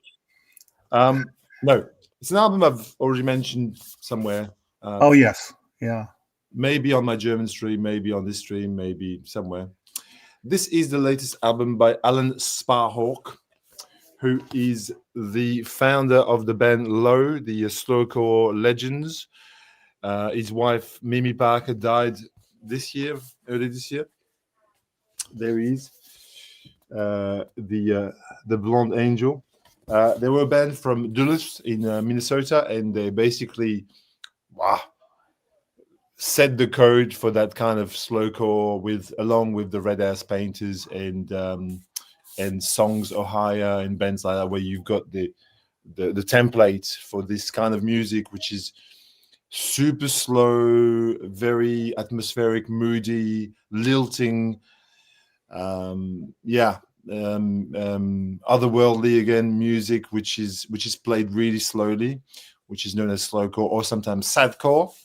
And he had this band called Low, and Low, many of their albums are considered to be classics from their debut album, which is just incredible. And then you've got Things We Lost in the Fire and lots and lots of really great album. I've got a lot of Low on my shelves, and I sort of wasn't going to buy this, and I was on a website from a local record store, and they had it for a discounted price. And I thought, I'll just give it a go. I didn't listen to it, and it turns out that it's a really, really, really nice album.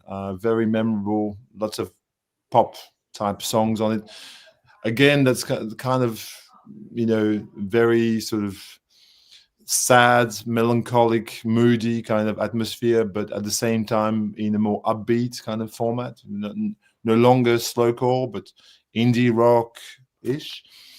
He's with a band called Trampled by Turtles, and it's really, it's a really, really, really lovely album. I really enjoyed it. It's on Sub Pop for those of you who are interested. There you go. Yeah, Alan Sparhawk from Low.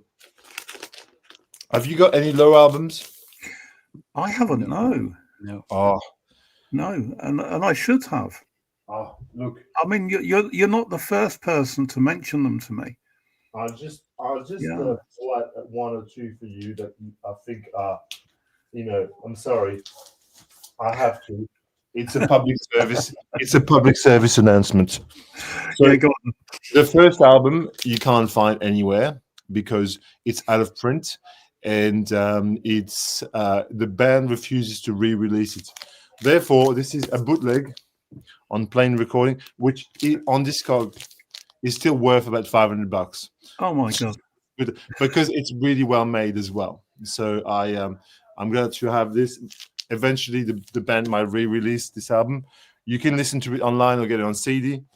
Trust is wonderful. Trust is probably one of the best records. There's the first three songs on this are just as good as an opening. So there we go. And then Sparhawk and Mimi Parker. She died this year. And this the first three songs. That's How You Sing Amazing Grace, Canada, and Candy Girl. Well, there's a song called Canada for you, Romu. These three songs, it's just as good as you will ever get on an opening of an album. It's just killer. This is amazing. It's called Things We Lost in the Fire. That's from 2010 or something, or thereabouts. I can't remember. 2000 and don't quote me on it. I can't remember the year, but it's well. And then they evolved completely from this slowcore band to this experimental kind of glitchy. And so they released this album. This is one of their latest albums. It's called Hey What. I think it may even be their last ever album as a band. And on this, they just channel their own inner Aphex Twin and just merge their slowcore ways into a glitchy Oteka style kind of brand of music. It's really interesting. I wanted to show those albums because I think everybody should listen to Low. Low is one of the best acts of the past 20 years. And for Romu, who loves, for example, Tortoise, I don't think Low are a million miles away from Tortoise, like in terms of aesthetic, ideas, the way they compose the music. Yeah, very, a bit like Gastro del Sol, a bit, no? Yeah. Yes. Okay. Indeed. Yeah. Sorry. Now you're talking. Yes. You're talking. I'm just having a look at my local record store, Jumbo Records, and they've got the Alan Sparhawk album in stock. So next time I'm in there, I think I'll give it a listen first, and next time I'm in there, I'll probably pick it up. Yeah, and Things We Lost in the Fire. They've got a copy of that as well. Yeah.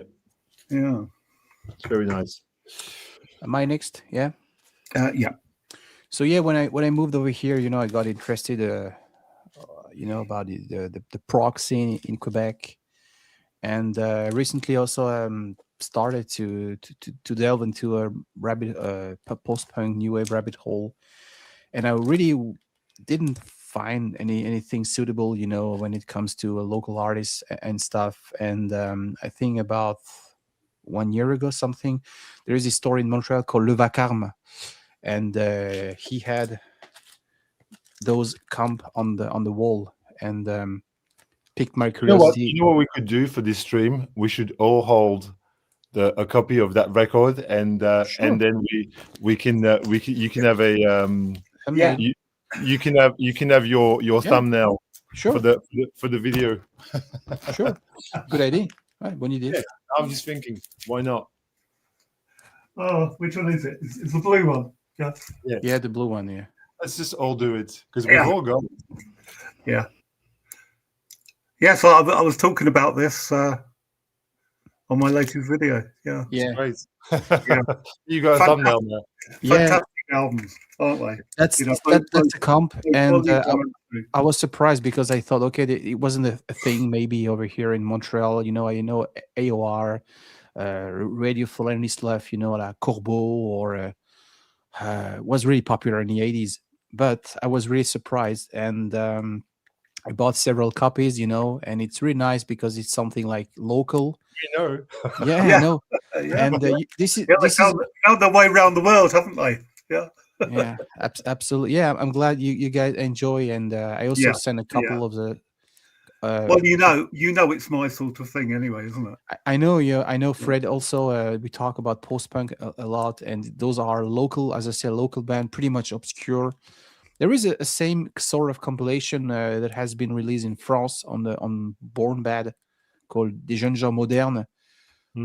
But Des Jeunes Gens Modernes was more like popular group. They had a certain mainstream exposure, Jacques No or Martin Dupont, stuff like that. Little bit, yeah. And those are really like high school bands. They only made like one Yeah, single and vanished. There is an exception, as you recognize, Mike. yeah, This is on the volume 2. The Men Without Hats. Years before they got famous with the safety dance. They had a sort of tribute to Kraftwerk yeah, with National 7, National Set. So you find sort of, I can make myself big, some sort of cold wave synth pop. They had, I think, an eye on what was happening in France, so I can think of Jacques No, but also had an eye what was happening in the UK. So you can hear stuff like Wire, in a way, Cure, maybe. yeah. And so yeah, they made 2 comps, volume 1, volume 2. I was told a third volume will soon be available. So yeah, one of the great stuff from here, and I'm glad you guys Yeah, enjoyed. yeah, absolutely brilliant. Yeah, yeah. Yes, there's a lot of mutual sort of influencing going on, isn't there? It's, I'm finding that I'm looking for stuff all the time, and Fred, you're the worst, quite honestly. I mean, every time you show a record, I think, oh my god, that's another one. That's another one I'm going to have to investigate. But there you go. Keep doing it. Keep doing it. Yeah. Is it my go? Sure. Yeah. You might. Michael, c'est à toi. Right. This is. I think I might show this on before. It's a band called Poor Creature. We approve of it because it's green. Yeah. And it's called All Smiles Tonight. And this is a sort of one-off album. It's Celtic. It's Irish folk music. It's quite dark, and they are a trio, and they are members of the absolutely brilliant Irish band Lancome, and another band called Landless that I must admit I don't know, but they're really excellent. This is a really excellent bit of modern sort of Irish folk music with sort of rock sort of or indie sort of tinges to it, and it's wonderful stuff. And I was going to show you the inner, but it's pretty unassuming. But yeah. I mean, this is it. I absolutely love Lancome. They're one of my favourite contemporary Irish folk bands. Very dark, very moody, and definitely worth giving them a listen. We should once talk about dedicate a whole stream to Irish folk music. I think we could do. The influence it has on other culture, and also the influence it gets from Oriental, for instance, and might be the Mediterranean connection sometimes. Yeah. So just as an idea. Something to think about, definitely. Yeah. I don't think I could really do it off the top of my head, though. I'd need to really think about it. Yeah. Have you ever been to Ireland? Yes, many years ago. Okay. I've been 3 times myself, but again, probably last time was more than 20. Well, was 25 years ago. So that's a long time ago. Yeah. Yeah. Mm. Yeah. I once spent a New Year's Eve, New Year's Day in Dublin by myself. It was snowing. It was wonderful. Just And I you went to and Temple you Bar. and you play U2, right? New Year's Day. No, I sorry. don't know if I did at the time, but I was probably older than. But I still love U2 to this day. That the early albums, I've said, I've got no. Yeah. Me too. Me too. When U2 sort of kind of became when they kind of hit the charts, and their early albums I thought were fantastic. I grew up with. I mean, my first. I can recite backwards. Boy, October War. Yeah. Um, you know, Unforgettable Fire. These albums I know backwards. I've heard them. So like I can picture myself in my bedroom when I was like 14 years old, listen to Boy. Yeah. 15. Like just Yeah. being absorbed in the melancholy of that music. I've always argued that. I mean, retrospectively, obviously, because I wasn't that cool at the time, but I'm still not that cool anyway. But I always argued that if U2 only had released like Boy and say October, for example, and stopped there, they would be viewed by the connoisseurs as like top-notch kind of post-punk. That there would be post-punk rarities that people would just like lose their shit over. Boy is amazing. It's so well produced. It's just, and because it's got the name U2 on it, people associate automatically Bono is a wanker. Okay, we know that. Yeah. And they're a stadium rock band now. But if they stop there, they were an amazingly cutting-edge little Irish post-punk. Like the sound, like with the band we keep on talking about the sound. But the sound to me, the first two albums, they sound like a mixture between Echo and the Bunnymen and U2. And U2. No more or less. The sound is just the melding of the two. There you go. I was trying to investigate if there were any other interesting bands on this label. We are talking about the sounds and Rova, yeah, the sound and Echo and the Bunnymen, and I didn't. Maybe I didn't dig deeper enough. I don't know, but yeah. I'm next. Yeah. I'm going to showcase an album that came out in 2024, but is music recorded between 2004 and 2017. So it's an archival release, if you will. It's a label called Accuphone. I don't know. Have you heard of this label, Accuphone? It's a Parisian label. And it's one of my favorites modern labels. They specialize in Middle Eastern music from all sorts of, either Turkish or music from Iraq, Iran, Tunis. In this case, it's a Tunisian woman. Her name is Bahadia Borissi. And the music here is a compilation of a lot of different styles of music, so it's going to be very difficult to describe. But you basically have a mixture of folk songs played on acoustic guitar. You've got a little bit of reggae. You've got electronic glitchy music. You've got ambient music on this. You've got it's bedroom lo-fi kind of, and some of these songs became anthems of the Tunisian revolution, which happened. I don't know which in the 2000s. The Tunisia, there was an uprising, but there was an uprising in Egypt and in Tunisia at the same time, where the government was overthrown. And this here is killer. It's, even though it's a very it's not very homogeneous as musically speaking. You can put that on and everything just kind of flows into one another. It's the songs. I love A3 Capitalist Chant. I just love it. and so she embraces influences from Turkey, from Palestine, from there's a lot of like very broadly Middle Eastern influences on this record. Accuphone, if you look into it, really, really amazing label from Paris. And I wanted to spotlight this album because I've got 3 or 4 Accuphone records and I love them all. They're not easy to come by here. I did a batch order of these this year.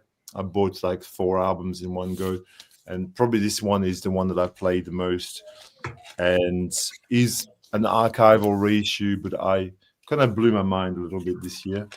Really good, really nice record. Badia Borhisi, and the album is called Karu. This is the name there. Karu Musica. There we go. 2024. That's in the Brexit bin section. If you go to the definitely Brexit bin section. Yeah. No, it's beautiful. This one here is also worth recommending. And this is another Accuphone record release. This is beautiful too. It's Pride. That's very, very, very nice too. Just different again, but I've got a few ones there. But this one here is the one that I would go for if you can see it anywhere. Am I next? Yeah. Okay. An album that has been released in 1986. A very important year for the French VC. You know what I'm talking about? Yes, I know. We know. That's the Triffids, and it's really funny. We were in with David Atkinson and Brian at Sonic Boom, and I literally like say, "Hey Brian, you find a copy right lately of this album?" He say, "Hey, but that's an OG." I was like, "Oh yeah, that's an OG," and it wasn't that expensive. And Ben Rankings talk about this one, Brian as well, a couple of other VCR, and wasn't really. I didn't have a great feeling at the first time I listened to this one, but I think it has to grow a little bit on me. I can feel it's really sophisticated. They have a sense of a melody, a little bit a la Simple Minds of that Aladdin kicking era, but without the electronic aspects, obviously.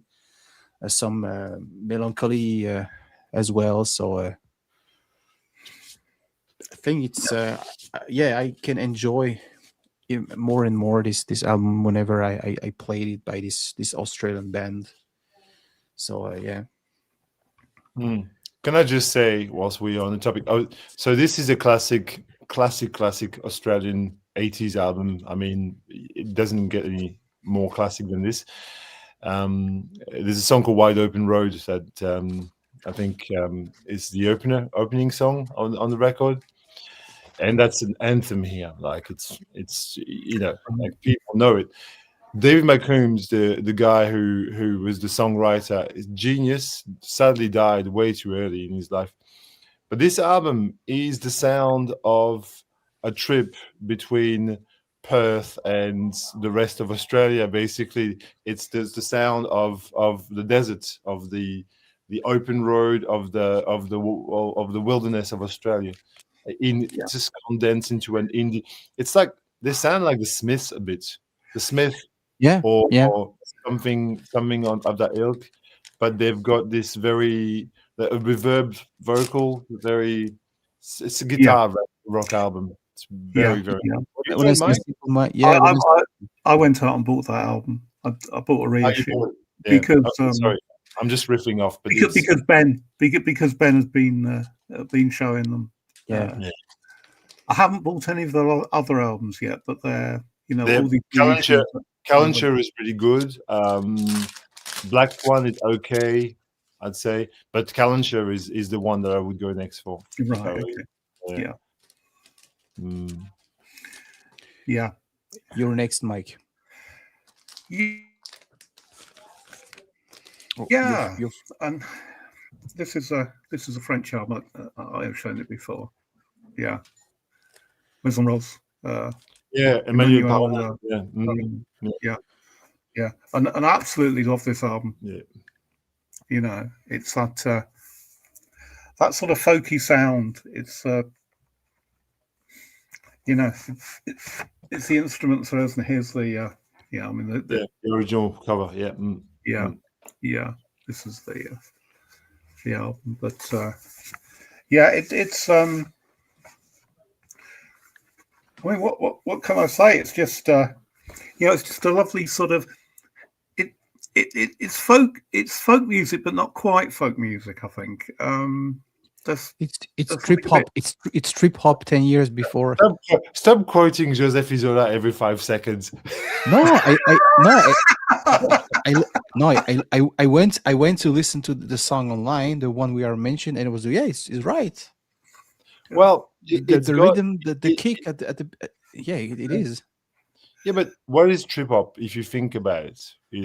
Trip hop is just soul music that's been cut up and chopped up with turntables, basically. So it's got a soul feel to it. I mean, maybe, or it's got a bit of the backbeat is probably a bit more experimental, but I don't know that I could call this, like, I'm not comfortable with it's not, it doesn't sit well with me. Sorry. No, yeah, I must agree with you, Fred. I can't quite see the association there, but it's this stuff.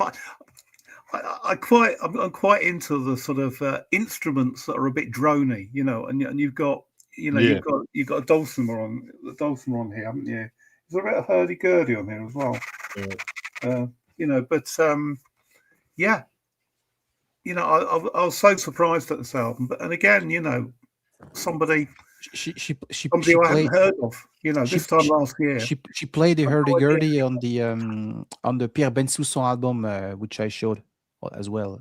Emmanuel Parona, just to If you like this album, Mike, this one would be a very nice companion piece. I have it, Fred. Yeah. Oh, you've got it. Yeah. I've got this one as well. Yeah, But the Nuggets I was just showing, to me, is the album that reminds me the most of the Parana record. It's got similar vibes, similar feel. Yeah, absolutely. Yeah. Am I next? Yeah, just try to answer the question asked by Jeff. Stephen Grossman. Yeah, I know he's not as gifted probably as Renborn, but he's a good guitarist as well. Yeah, very good. Yeah, absolutely. I don't know if should I continue with modern albums, or do you want some things that I picked up that were it's up to you. It's up to you.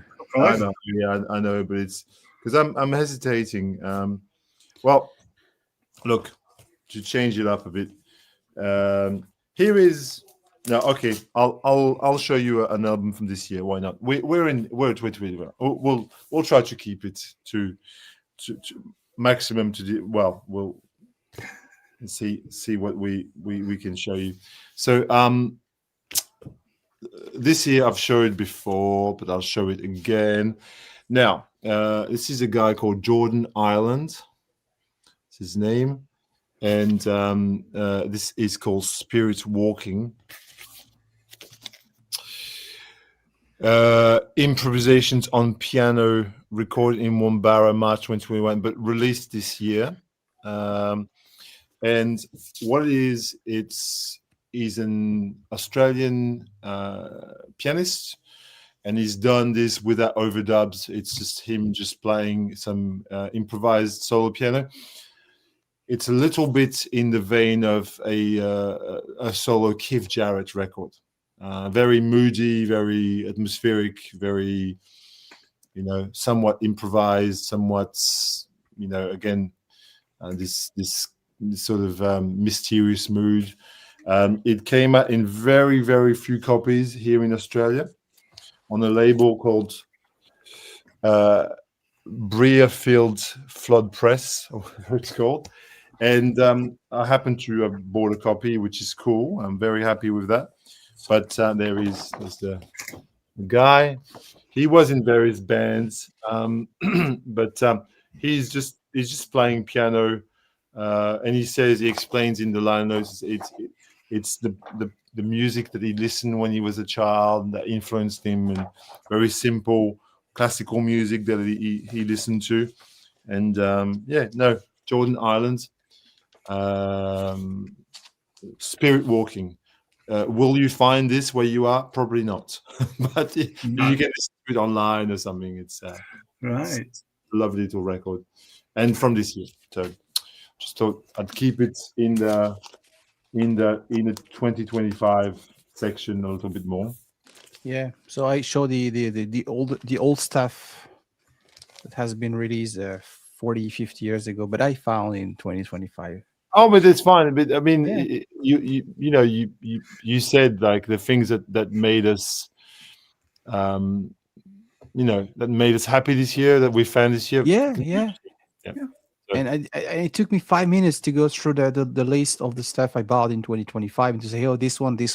I had my 15 title names, whatever. So very, And we've very been easy. talking for 2 hours, and I still have a few records there. Yeah, yeah. Right? Are you still? Left. I'm starting to run out. But there's a few more. Yeah, I have maybe 4 or 5 Well, left. there's a record that we all have. Are we going to show that? The Guinevere Ramon. Yeah. I've left it out. I love it, but Yeah. I've showed it enough times on this. I wanted to show things that I hadn't really showed you. Yeah, For the same reason, I did the same. So yes, I just thought one of you guys might show, but that's a lovely album, isn't it? Who's next? Is that Romu? Me. It's Romu. Yeah, I'm going with another classics, and it's quite interesting. I had this I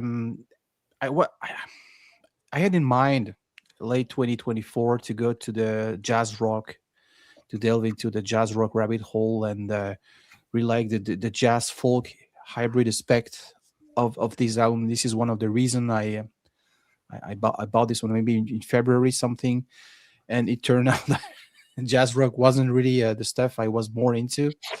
And I listened to this one like yesterday. So and it's Traffic, John Barleycorn. That's the iconic folk topic, and as I said, it's like folk hybrid. It has all the what I like.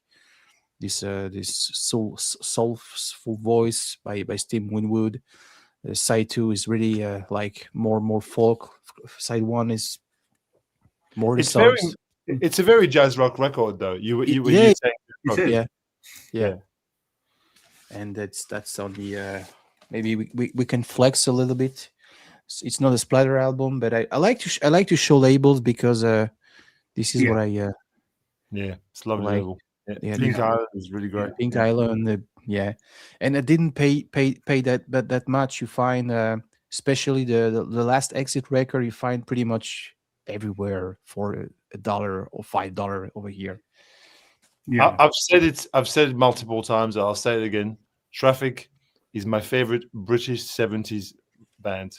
End of story. I don't think there's I don't think there's any other band that I enjoy more than Traffic. I thought it was the Wombles.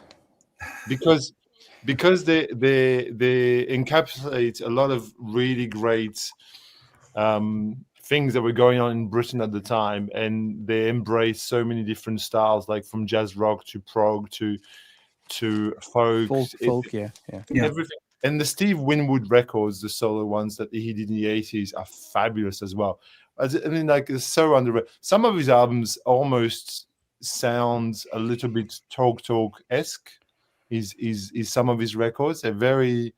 His voice is idiosyncratic. His voice is like he's straight away. Traffic is, to me, that you can't go wrong. All their albums are worth listening to. I think. I agree with you. I agree. So and just as a great band. A side note, what Darren is mentioning, that Traffic came out on a different label. You don't find those records easily over here. I mean the UK press, because those artists, they were on Island for the UK market. They were released over here on A&M. All right. That's the reason. So we all remember when was Mike MGK say he never saw an Island label without a palm tree on it. That's the reason. Yeah, right. Yeah. But I think when by the mid 70s, maybe Darren knows better. They were also available. Those beautiful. I really like this label. Really, really like. And not only the late 60s period. Well, yeah. I mean, Island Records were, a very, they were very progressive. Not in the progressive rock sort of sense, but they were very good at introducing new music to new music to sort of particularly a UK sort of audience.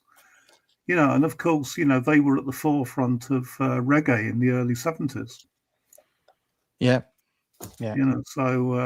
So yeah, I've always loved Island Records. Yeah, and as I said, depending upon, you will ask the person. If you ask a good friend of mine named Ben, what do you think when someone tells you about Island? He will instantly think about U2. Other will think about reggae. Bob Marley. Bob Marley. Other people might think about Nine Inch Nails, because in the UK it was released the first album, Pretty Haste Machine, on the Island label. Yeah. So. Yeah, that's right. They were, they were on trend, for so many years. That's a great album, Fred.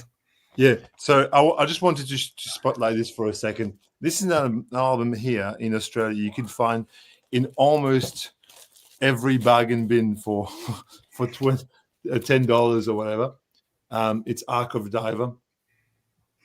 It's art pop, really, really fantastic art pop. There's a song called Spanish Dancer there, which is, it reminds me of Talk Talk a lot. Talk and that kind of, art rock, art pop kind of. If you find this, Romu, from 1980, it's cheap and I love the cover too. It's beautiful. I know the cover. I already saw it. I just want to say it's really a wonderful album, and I know Mike is well aware of that album. He said, Disco Devil say Lee Perry was on Island. I recently watched a very interesting documentary about Don Letts. Yeah, and it's something that has been forgotten on the on Wikipedia. When you see that Richard Branson, they took a trip with the guy from The Clash. The name escapes me. Was it Joe Strummer? No, not Mick Jones, maybe. Anyway, they took a trip to with Don Letts, and this is when he found the Frontline label to sign some of the local bands. Yeah. And it's interesting, that connection between reggae and punk, especially at the time. Yeah. So, I mean, I think they had sort of similar sort of sensibilities, really, because it's it's music that comes from below, if you know what I mean. Yeah, sure. Rather than being sort of controlled. Controlled by sort of the big record labels, the arbiters of good taste, And, probably one of the reasons why I love so much stuff that has been released on Island or Virgin. Yeah, absolutely. Mike, you're next. Yeah, right. Okay, one of my favorite sort of punky sort of art rock bands. And this is Snapped Ankles, Hard Times, Furious Dancing. And they're the best live band out there at the moment, as far as I'm concerned. They always put on an absolutely brilliant show. And as I say, this is their latest album. I think they're from London. I'm pretty certain they're from London. And there's the inner there. And when they play live, everything is very carefully sort of choreographed, from start to finish. And, as I say, the shows are absolutely brilliant. I've seen them a few times, just about every every album that they've toured, I've been there when they've come to Leeds, and yeah, so this is some great sort of indie rock, and this one came with a free gift, a tea towel. Would you believe? There you go. Yeah. Hard Times, Furious Dancing. Don't sit it out. Yeah. So yeah, that's an album that I really love. Okay. Yeah. Mr. Fred, you're next. Sorry, I reacted to your tea towel, but I was on mute. But I found it funny. Just to to confirm. We believe you. We believe you. Part of me is tempted to mention this record again, but I've talked about it so many times that I don't think it's worth me. I just you know, it's a new album. I think people should know about this. This is great. I'll talk about it anyway. It's Joanne Robertson, and it's called Blur, and it is a dream pop meets singer-songwriter, very sort of down and depressed almost. Kind of My Bloody Valentine and I know PG Harvey having a jam session or something like that, or something a lot of ilk. Came out this year. It's a beautiful record. What can I say? I'm not going to say any more than this. I've talked about heaps, and then I'll let someone talk about something else. Yeah, but I'm sure Mike has investigated already. I was just going to say, last time you showed it, I went away and had a listen, and it's exactly my sort of thing. But you probably gathered, from the number of female vocalists that I show that I've got a real thing for sort of female vocals. And I always think, if I was an ancient Greek sailor, the sirens would get me very quickly. But yeah, I listened to that album and I think it's lovely. It's quite bleak, isn't it, in parts? But absolutely, I think that's the best adjective for it. It's bleak. Yeah, and it doesn't give much of a way to get into the album, but then there's some. I'll tell you what it reminded me of personally. There are tracks on there that remind me of Nico, right. Yeah. There's tracks on there where you listen and you just go, it's a bit like Nico, and Nico was bleak. Nico was super bleak. Absolutely, yeah. It's like so. The closest thing I'm going to retract my PG Harvey, Nico, and My Bloody Valentine. that's probably better. But no, it's I love it. It does something to me. I sit down and it's just such a world of its own. Yeah, I've got people talking in the background, so I'm going to mute myself now so you can talk. Sure. So the next one is an album I found in the record show in Montreal. So I already showed it numerous of time, but I'm really glad I could find a copy. And yeah, this is the Hush, an Australian project, a beautiful folk album. If you are asking me, with lots of different aspects which I really like when it comes to folk music, especially the pastoral English stuff, plus the music concrete, primitive Australian, all this element blended, beautiful voice that reminds me of Buffy Sainte Marie and Joan Baez in a way. So I can only recommend this.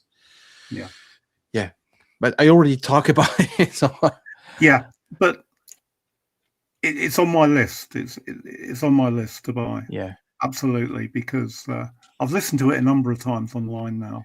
And an OG copy cost an arm and legs. It's a 4 figures number. So yeah, but there is a reissue out there. yeah, it's absolutely fine. So another VC influence. We had this discussion, I think, with Fred and Stundy, and we were talking about folk in general and female vocalists, including Bridget St. John's, Anne Briggs, and at the tail end of the discussion, I think Stunny was the one he made mention of this one and got me curious. Yeah, and as it happens, have we talked about Anne Briggs and Bridget St. John very much? I don't think we have we? We should. We should. I don't have any. The time has come is on my list. That's an album. Yeah. We've talked about Songs for the Gentleman lots of times, lots and lots of times. Yeah, like maybe. Well, I've been on several streams, but The Time Has Come is great. I've got that there as well. It's a beautiful record. She was was she like Bert Jansch's girlfriend, or at least she spent a lot of time with him. She was involved with him a lot. So yeah, but Songs for the Gentleman is, for me, it's like Absolutely. How can disagree when you listen to stuff like Blackwater Side, for instance? Yeah That's all you need to. Yeah. I mean, I think anyone that chooses to sing Blackwater Side, they must have something about them, because it's one of my favorite tunes. Yeah. I think Jonas, speaking of the devil, he found himself a copy of The Time Has Come. He was in Den Bosch. Really interesting recap. Yeah, that's the one. Yeah, it's a lovely album. Yeah. And this is Earth. Yeah, which is fine. I'm happy with that. It's not. Yeah, I've got no desperation to get an original of this. It's nice. Which original label was it released on? Maybe Transatlantic or something, or I don't know. I'm not sure. Makes sense. Yeah, I'm not sure yet, but I'm not sure. The our other album, title escapes me now, is also really beautiful.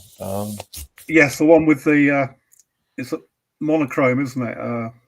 Yeah, that's right. I can't think what it's called. Doesn't matter. Yeah.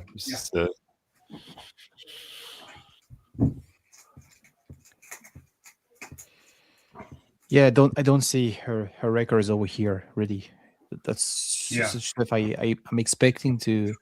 Yes, I got the Earth copy as well. And, this one. Yeah, this is beautiful too. This is great. Topic. Yeah, on Topic. Yeah, they're just killer records. But like, I'm not an original snob anyway, so I'm happy with that. No. That's no. For me to. I'm really happy to pick up an original if I can. If I see it and it's a reasonable price. But there are so many good sort of reissues, and Earth are doing a really good job, I think, with some of this folk stuff, because the two albums from Trees are both on Earth as well. Yeah, those are on the list, on my list as well. Yeah, they're really great. The Garden of Gentiloni is probably the one that I think I prefer personally. But the On the Shore is fantastic. On the Shore is more progressive sort of folk, Fairport Convention like, and the other one is maybe a bit more traditional. I don't know. Mike, you're next, I think. Yeah. Now, when we're talking about new releases in 2025, I've really got to show this, because I'll probably be in trouble if I didn't show it. And you'll be arrested by the 25. I'll be arrested by the Vinyl Community Police, because this is an album by a band called Of Gods and Men, and it is really a fantastic album. It's indie. There's you can hear the influences of the Clash of Public Image Limited, of Bruce Springsteen in here. And the guy behind this band is Mike Grogan, better known as PC31 in the vinyl community. Oh yeah. So he's a vocalist, lead guitarist. He wrote all the songs, and it's a really, really nice album. And I'm not just saying that because Mike's a friend, but yeah, it's a lovely bit of sort of indie rock, really. And he really knows what he's doing. He's also in a Kinks tribute band. Oh, really? Okay. Yeah. Very cool. I don't have a lots of connection with him, but seems like a nice guy. He is. Yeah. But he's very much wedded to the Clash, and all things Clash, all things Springsteen. And about a year ago, I told him that I didn't have any Springsteen in my collection and had no plans to ever own a Bruce Springsteen album. Yeah. And about 2 weeks later, one arrived on my doorstep from Mike. The only Springsteen album I have is the Nebraska. That's and that's just been reissued, hasn't it? Yeah, but I have a UK or David Atkinson gave it to me, and it's a little bit special. Things this is David's favorite Springsteen album. Yes, I know. Yes, he mentioned that, didn't he? Yeah. And he really nicely offered me to give me one of his copies, so which I obviously accepted. And I liked this one. I like. I'm not a Springsteen fan. I read this book during COVID, and there were some moment in his career. Yeah, especially Nebraska. Yeah, Nebraska, which is you help me, Fred. What are the source of inspiration? Terry Riley, or what was he listening? No, Suicide. The first album by Suicide. Is and you can hear it. It's clear on some tracks. He's got this kind of Alan Vega kind of twang in his voice. Do you know Suicide, Mike? You familiar? Yeah, absolutely. Yeah. Sometimes you name a reference which you assume everybody knows on screen, and then that's why I'm Yeah. No, I mean Alan Vega again. I've just listened to a little bit of his stuff, and again, because what I'm doing is I always keep coming back to the Honest John's website, because very good record store. They're quite esoteric in their stock, so you get a lot of folk, a lot of international stuff, a lot of reggae, and yes, Alan Vega was somebody that was. They've got a couple of albums of his. And you know what? On this topic, whilst we're here, often I have people say to me, "How do you find music? What's your source of inspiration to buy or to get music?" And I don't have Spotify, and I can't say that I'm streaming very much music. But for me, I think the number one source of inspiration would be a good record store website. Yeah. Often that's enough. You see stuff on there, you go, "Wow, that's cool, that's interesting. I'll take a listen." I've got 2 or 3 stores like this in Australia, which I really, I really love looking at this stock, and then I get taken by, by some of the releases, and then as a result, I buy them, and they're local things, and I think a good record store, especially a well curated website as well that you can look at, is probably one of my most exciting source of inspiration, and I can see Honest John for you. Yeah, me too. And of course, the beauty of doing it that way is that if it turns out there's something you really like, where you can get it. Yeah. Yeah. Fred, I think you're next up. Yeah, and this is the 10th thing I've counted. That's the 10th thing that I'm doing. We've done 10 records each so God. far. Well, yeah, which is and plus all the others that we've shown on on the side, and there's plenty of material for people to look at on this video. I'm going to show you an Aussie record from 2024. This is a band called CS and Cream. If it'll show up anywhere, hang on, let me have a look. This is the name of the band. You can see CS and Cream. It's because the guys are called. That's their name. What's they called? Yeah, CS is the initials of the first guy, and the names just escape me right now. But you can look this up yourself. This is the third album. So they're a Melbourne group. They're specialized normally in glitchy electronic, avant-garde electronic kind of music. I sent one of the records to Stunty actually a while back. Their second album. Second album is really, really fantastic. This is, I think this third album. And with this one, they've sort of moved into a different direction. They've incorporated more acoustic guitar into their compositions. As a result, you get a more organic kind of ambient with these acoustic kind of layers on top of the electronics, So it's it's almost got this fourth world kind of thing happening here, which is John Hassel, Brian Eno kind of. If that's your thing, this album will be very well loved, and the album is called "The Butterfly Drinks the Tears of the Tortoise."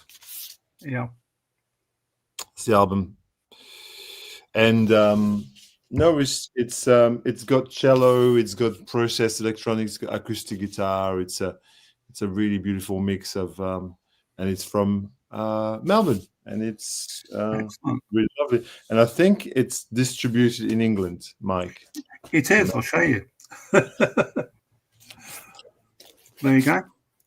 Is that Honest John's? This is Honest John's, yeah. Yeah. And they've got a couple of EPs and another album. See the one underneath, the orange there, orange. That's their best album. It's so good. It's more electronic. It's the one I sent to Stunty. Yeah, it's very good. I've got it too. Yeah, it's beautiful. Yeah. So I just went I had the pile of things that are just like originals that I scored this year, and the more I was looking at them, the more not excited about them I was.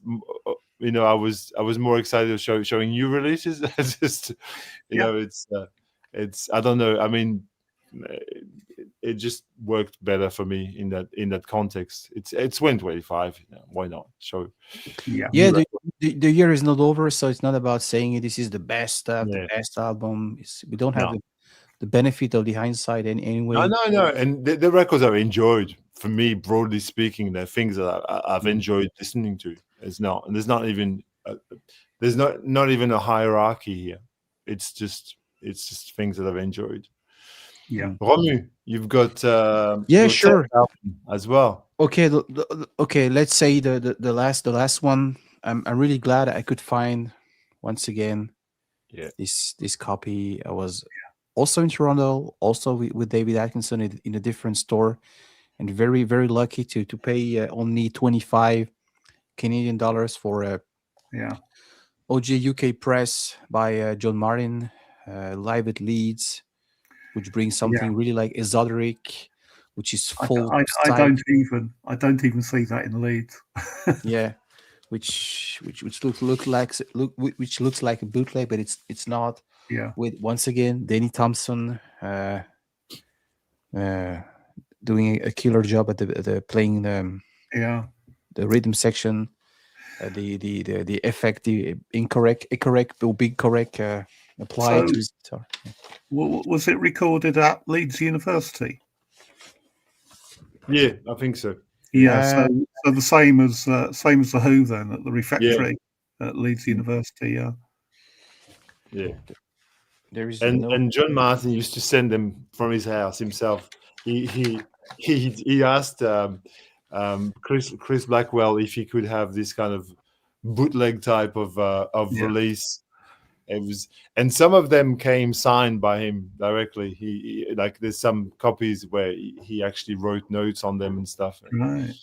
Mine Yeah. doesn't, sadly, No. Yeah, my neither, but but he handled them himself. So he Right. distributed them Right. himself. Yeah, if you Excellent. read them, because Yeah. I've got the wonderful book about the life of Chris Blackwell, which I recommend thoroughly. Have you read it? Do you know it? no, no. I've not read that. No. Oh, it's here. Hang on, let's get it.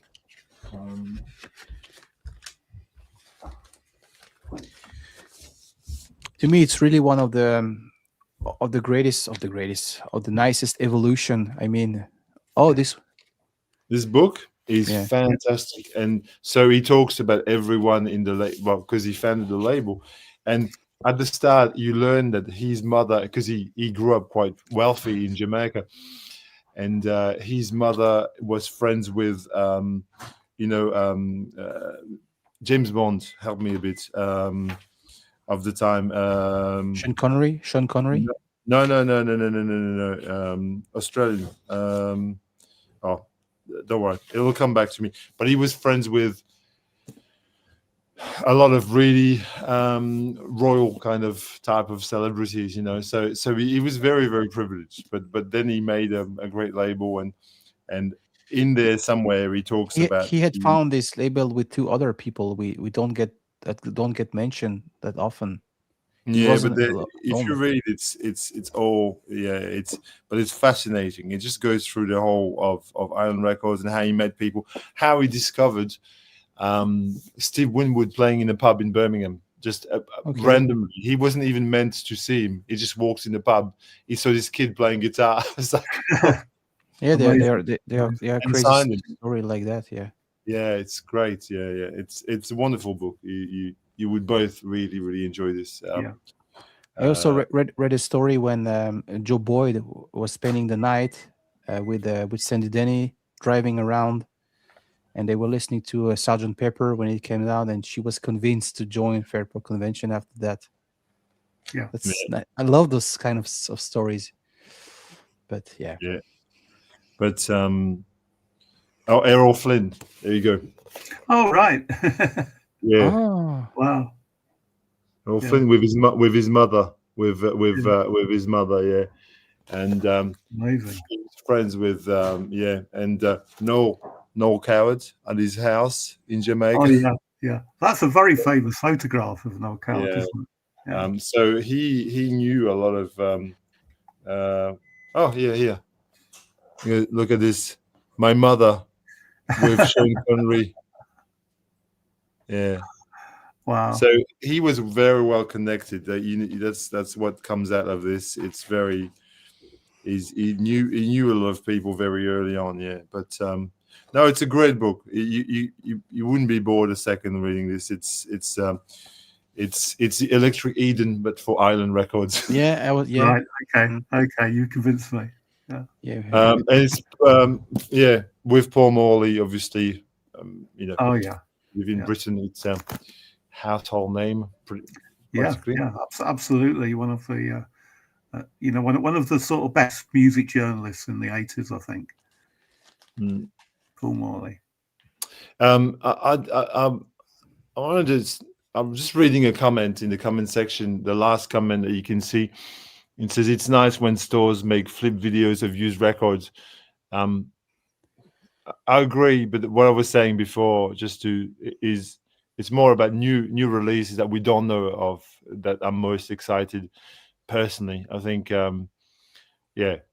used records is great, but I just feel that it's new things in the VC at large. I think I don't think I'm speaking falsely here. I think it's a quite honest assessment. The greatest, vastest majority of the VC is focused on buying records from the past. It's undeniable. A lot of records you see on VC videos are like, or represses of like, you know, like they've yet another Bruce Springsteen, yet another, you know, Elton John, yet another Miles Davis, yet another, you know, in super duper UHQR, whatever, pristine virgin vinyl, you know, made of fucking antelope horns or whatever. It just, it's insane. And there's very few places where you can see people truly excited about like things that are from now, because people make music now which is just as valid as Pink Floyd or or whatever people are into. And so it's the vast majority of the VC though. They're just obsessed. It's this retromania that people have in. They're obsessed with eras that are long gone. And I get it. I love Traffic. I love John Coltrane, and I love all sorts of things. You know, listening to the Anthology of American Folk Music. Yeah. Yes, I'm going to get a CD copy of that, I think. But then you've got new stuff that's really exciting, and you know, why not? They are channels like you two guys. Yeah, but I'm not talking about me here or Mark. I'm talking about they are channels. They on Sunday, on Friday. Stunty, yeah. They are. But most people are just obsessed with just getting yet again the same records in different. I just don't understand. I just love music. Just go confirmation bias. That's right. Go further. You know, like it kills me to think that this, like, saying I love vinyl, ergo I'm a connoisseur of music, ergo a lot of people are very safe. They just like play it so safe. They just buy the same records. Their little comfort zone is met, you know, nicely. They don't have to expend anything else. It's depressing. You know, like I mean, for me, there are sort of the records I buy sort of broadly fall into sort of three categories. I think there is a sort of the old stuff, you know, records that I've loved for years that maybe I never had the money to purchase them when I was a kid, you know, and they kind of passed me by. And you know, when I go to, it's the last Leeds Record Fair of the year next Saturday, and I'll be looking for stuff like that. But the second type of music is music that might be very old, but it's just completely new to me. Mm. You know, and it's quite often sort of other genres, music from you know, other countries, you know, music from outside the sort of you know, the UK, USA bubble, really. Yeah. And, you know, I like discovering that sort of stuff. And I mean, that album, Hush, you know, Extradition, you know, Hush. And that's one of those albums, because I'd never heard of it before.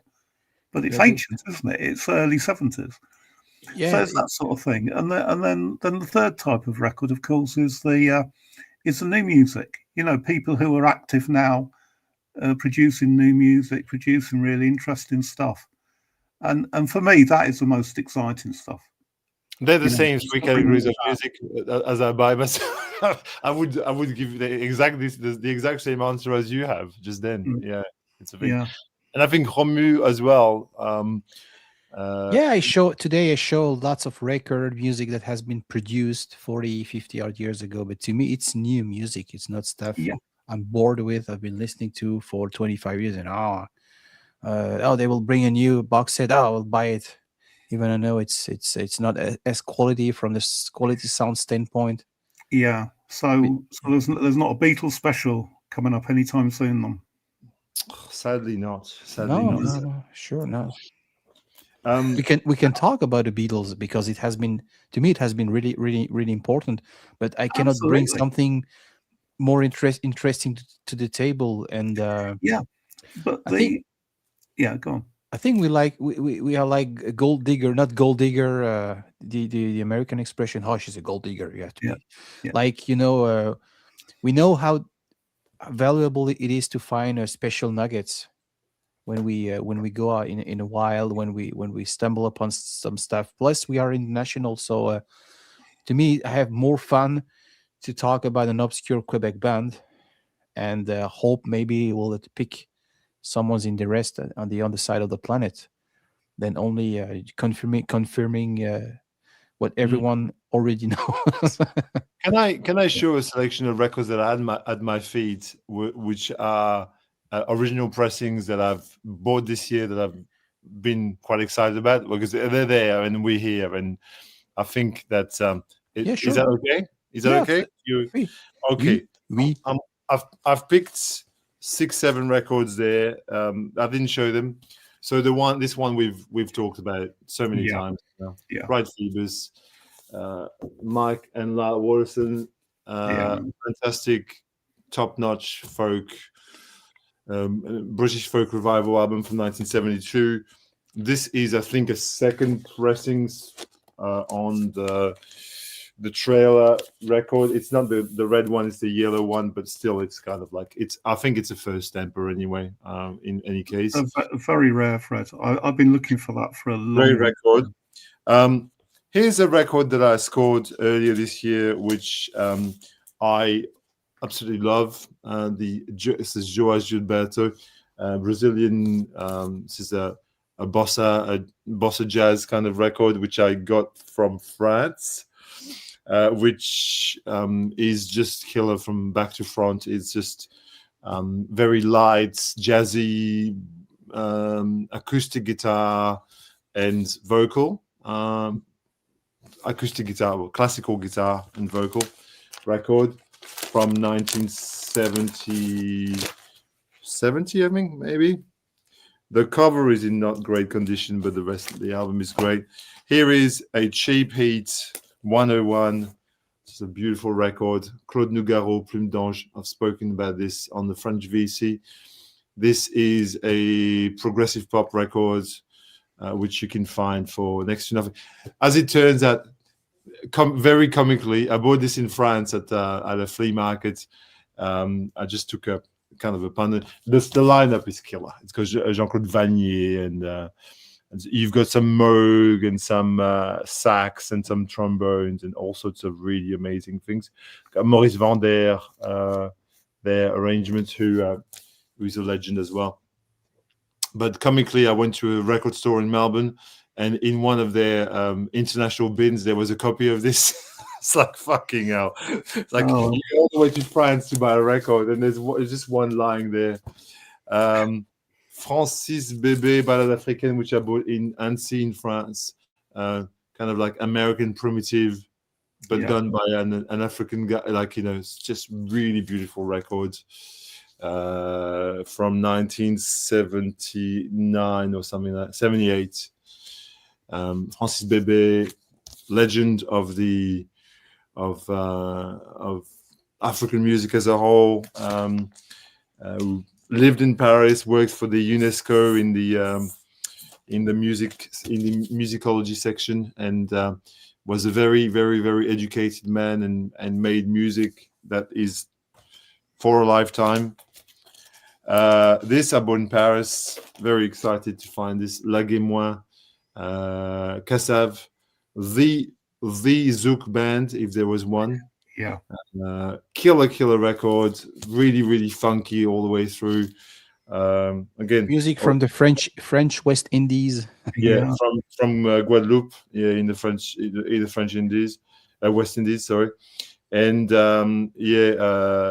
Pierre-Edouard Decimus, Jacob Desvarieux, Georges Decimus, the killer lineup. This is from 70, I want to say 75 or something. It's an original press. I bought this in Paris during the summer. In Listen Records, Romu, which you should go to. That's where I got this. I know, absolute, quote unquote, record I was just absolutely looking for years. Pinnacle by Buster Williams on Muse. I found also this in Paris this year. This is a very, very original spiritual jazz, avant-garde jazz record, but the main instrument is the double bass. It's Buster Williams, and I would the lineup is amazing. Woody Shaw, Sonny Fortune, Billy Hart, just really, really, really amazing lineup. 1975, and I would encourage you to listen to, if you want to hear anything, to listen to Batuki, which is 14 minutes. It's just so out there. It's kind of like ethno jazz, ethno spiritual jazz. Just really, really killer. This amazing spiritual modal free jazz, Chico Freeman on Indian Navigation, which I got this year as well with Cecil McBee and Billy Hart. Billy Hart is on both of these records, actually. Great drummer. And just beautifully ambient, like really moody kind of saxophone playing by Chico Freeman. And the last one in this marathon, exciting find of the past, is the son of Jackie McLean, René McLean. This one came out on Steeplechase, the Danish label, and is again a very classy sort of post-bop modal jazz affair. And René McLean is almost as good as his dad. His dad is amazing, but he's incredible. And that was recorded in I think in Copenhagen, maybe this session back in the 70s. And these were my exciting 2025 finds. I hope you enjoyed. Yes, sure.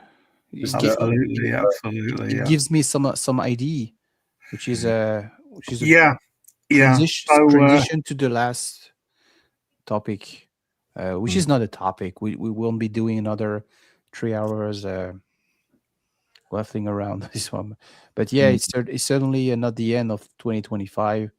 There's still a couple of days to go.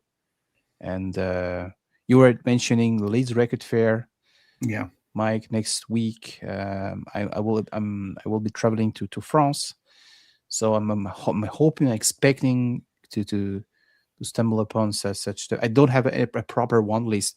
I won't step inside a store and say, "Hey, this is my list. Do you have?" No, it's more like, okay, what do they have here? Oh, are they specializing into certain stuff? Whether it's in Paris or in northeastern part of France or in Germany. And based on those information, what I gather, I will certainly say, hey, maybe I will be lucky to clear off certain stuff from the list. So private joke, Romu, private joke. Louis de Finesse has entered the chat. I noticed. Yeah. You are very sympathetic. So yeah, do you have, Mike, a certain you wish maybe to find such a stuff that will be appear under the Christmas tree? There's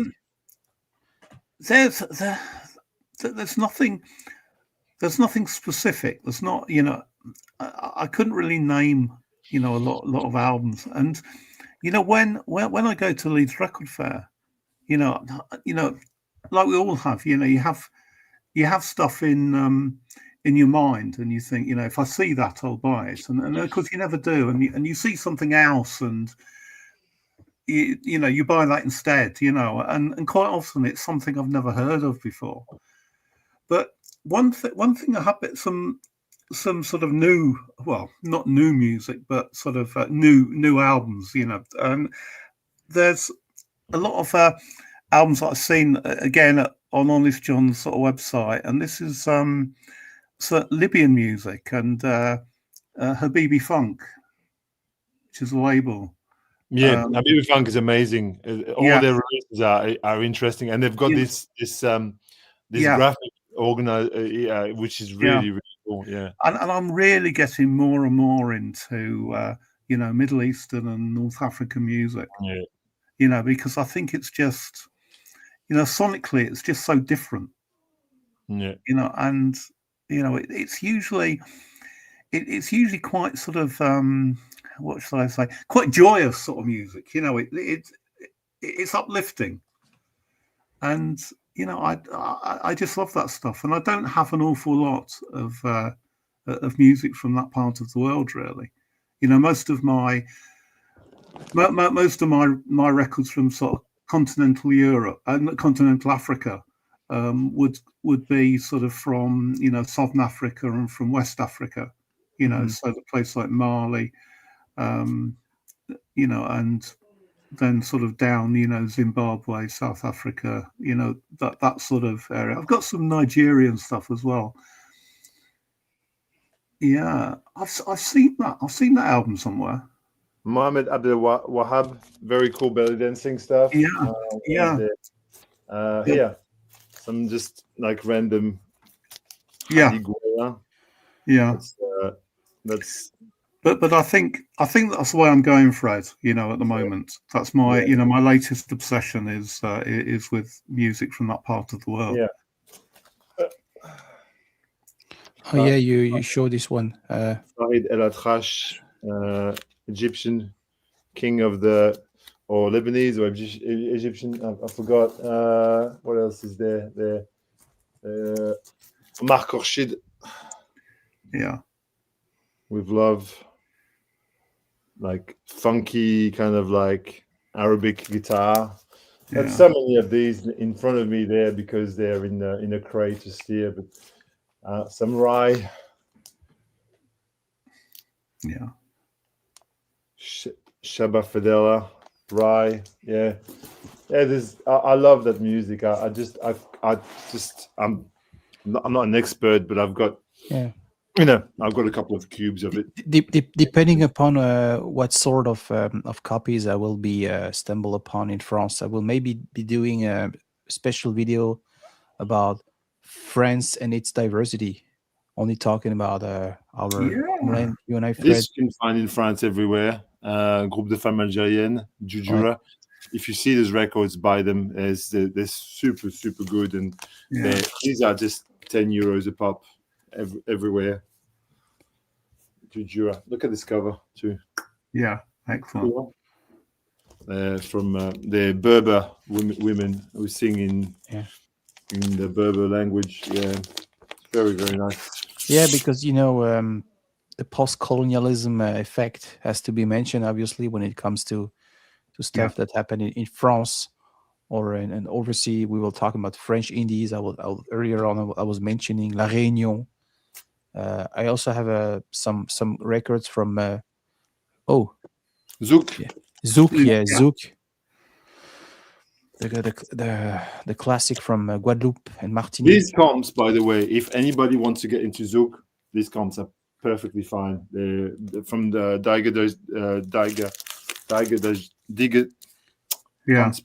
Digger Digest in Paris. They're compilation of like classic Zouk. Very, very great for them. Yes, I bought a Zouk comp quite recently. Quite worth it. It wasn't that one. I won't be able to find it now, probably. Here is a wonderful album that I really love as well. Paris Zangane. There we go. Is your so this album here. Paris Zangane. Wow. Beautiful record from Iran. Yeah. Wow. Yeah, that looks lovely. So yeah, that's the plan. Yeah, expecting to find such stuff. You wouldn't get any more diversity anywhere on the VC. I can guarantee you right now, except from Stunty's channel, maybe. And it's not a competition. It's not to show but as much. What I'm trying to say is, and it's not forced. It's just like what we listen to. It's just the stuff that we love and we enjoy and we want to represent. It's not, of course, there's no flex there. It's just like here's this music. It exists. Go and listen to it. It's cool. No. Yeah, that's right. That's the only motive, isn't it? That it's stuff we like, and Yeah. I have no personal goals proud in to show terms it to of. people. I was to answer Romi's question about the things that we might get for Christmas or For whatever. Christmas, yeah. I don't have any personal goals. It's I have enough records. I mean, if I buy anything else, I was asking the question in the sense that people usually have some time off, some holidays when they have a chance to travel or to spend a little bit time abroad. Usually, what we do, we try to find a local store and take advantage of the fact that those are stuff we don't find. Me, perfect example, when I go back to see my family and friends in France, I do have it's a little bit special. It's a French speaking part of Canada, so Claude Nougaro, Edith Piaf, Barbara, we find those stuff over here. So I try to source whenever I'm in Paris or in Germany. Germany is krautrock is on the top of the list. Whenever I am in the world, I do have a one list. It's not a one list. It's really like it's like I take a mental picture of the store and say, okay, instantly, what could I find here that might interest me? Yeah. There's one thing that I see more and more now when I'm at record fair, and people. Hi, Andy. People go up to sort of the vendors at the record store, and they ask a specific question: do you have a copy of? Yeah. And it would be whatever. Yeah. And then 9 times out of 10, the seller says, "No, I don't have a copy of that." And they say, "Okay," and they walk off. And they don't look. They don't look at the records. And I find that quite strange. Yeah, it's just people are not curious enough. Maybe that's all. Yeah, and after we complain that some store are becoming some point of collect pickup, Yeah. Because people enter a store saying, "Hey, do you have the latest Led Zeppelin box set?" No, okay. So and they instantly turn it back, and that's the reality. My friend Ben Winwood made an interview. His local store, and the guy who runs the place literally say that not all the customers, but quite a few of them, they are not into music. They are like and it's like now we have the internet, everything is instant. You can instant within a second you can Google it, you can find it, you can people want the stuff to be delivered maybe the 2 seconds after. They're that crazy. So it's like, do you have, I need a response right now, and if you don't and we see the things in a different way, because when we enter a store, even when I don't have the time because of life, busy, it's impossible not to at least take 2 minutes, to walk a little bit around and to see what's in the late arrival bins. And of course, yeah. I mean, that's I mean that's the thing, that if you go to certain record stores on a frequent basis, that's your first port of call, isn't it? It's the just in bins. Yeah. And sometimes you find stuff, sometimes you don't. But and you have an advantage. You were mentioning the other day, Mike, when you and I we were on the phone. You said there is this copy. You saw this in a numerous of time. The guy was carrying around the some rare stuff, and at the point you said, "Hey, you have this one for a little while. It's been sitting on the shelf." Yeah. So it was a great way to negotiate to lower a little bit the price, or try to Yeah. I mean, I try not to what I would say, take the piss, when I'm asking for a discount. But normally I just say to the seller, what is the best price you can do this for? Yeah. I see you've got this record for £120. I'm giving you 40 for it. Yeah, I know, and that is the thing, isn't it? That Fucking it's that is taking the piss. yeah, It's disrespectful. it is. Yeah. Yeah, It But is. but I think if you're buying the best thing is if you buy, like, I mean, I'm not saying anything groundbreaking here, but if you're buying multiples, that's where yeah, you've got bargaining power. I'm that's right. Yeah, this buy for, can you give me whatever, and I mean, like, people bring their records to the record fair to sell them, not to yeah, keep them in the crate. So if you're reasonable, they will sell them to you, because then they don't have to carry as many records back home, and and yeah. they, That's you know, right. you would rather sell something for $20 instead of selling it for 30, if it means that you get $20 in the end, like, Yeah, or yeah, whatever, So, exactly. uh, And it's you crazy know, to yeah, to yeah. But it's part of the fun, really. mm, And I think it's always a case that psychologically, if you get a little bit of money off the label price of the record, you feel happier about it. You feel you've got a bargain, even though you might not have done. But it's just it's part of the fun of I think of going to record fairs. And always I'm always talking to people as well. And sometimes some of the sellers that they have, they might have very similar musical tastes to your own, and you can talk to them about stuff, and they might say, hey, I've got this, yeah. that Yeah. you might like this, and that's another way of discovering new stuff. Can you put Ingo's comment in the thing there? Which The one? last one. The last The one. last. Yeah.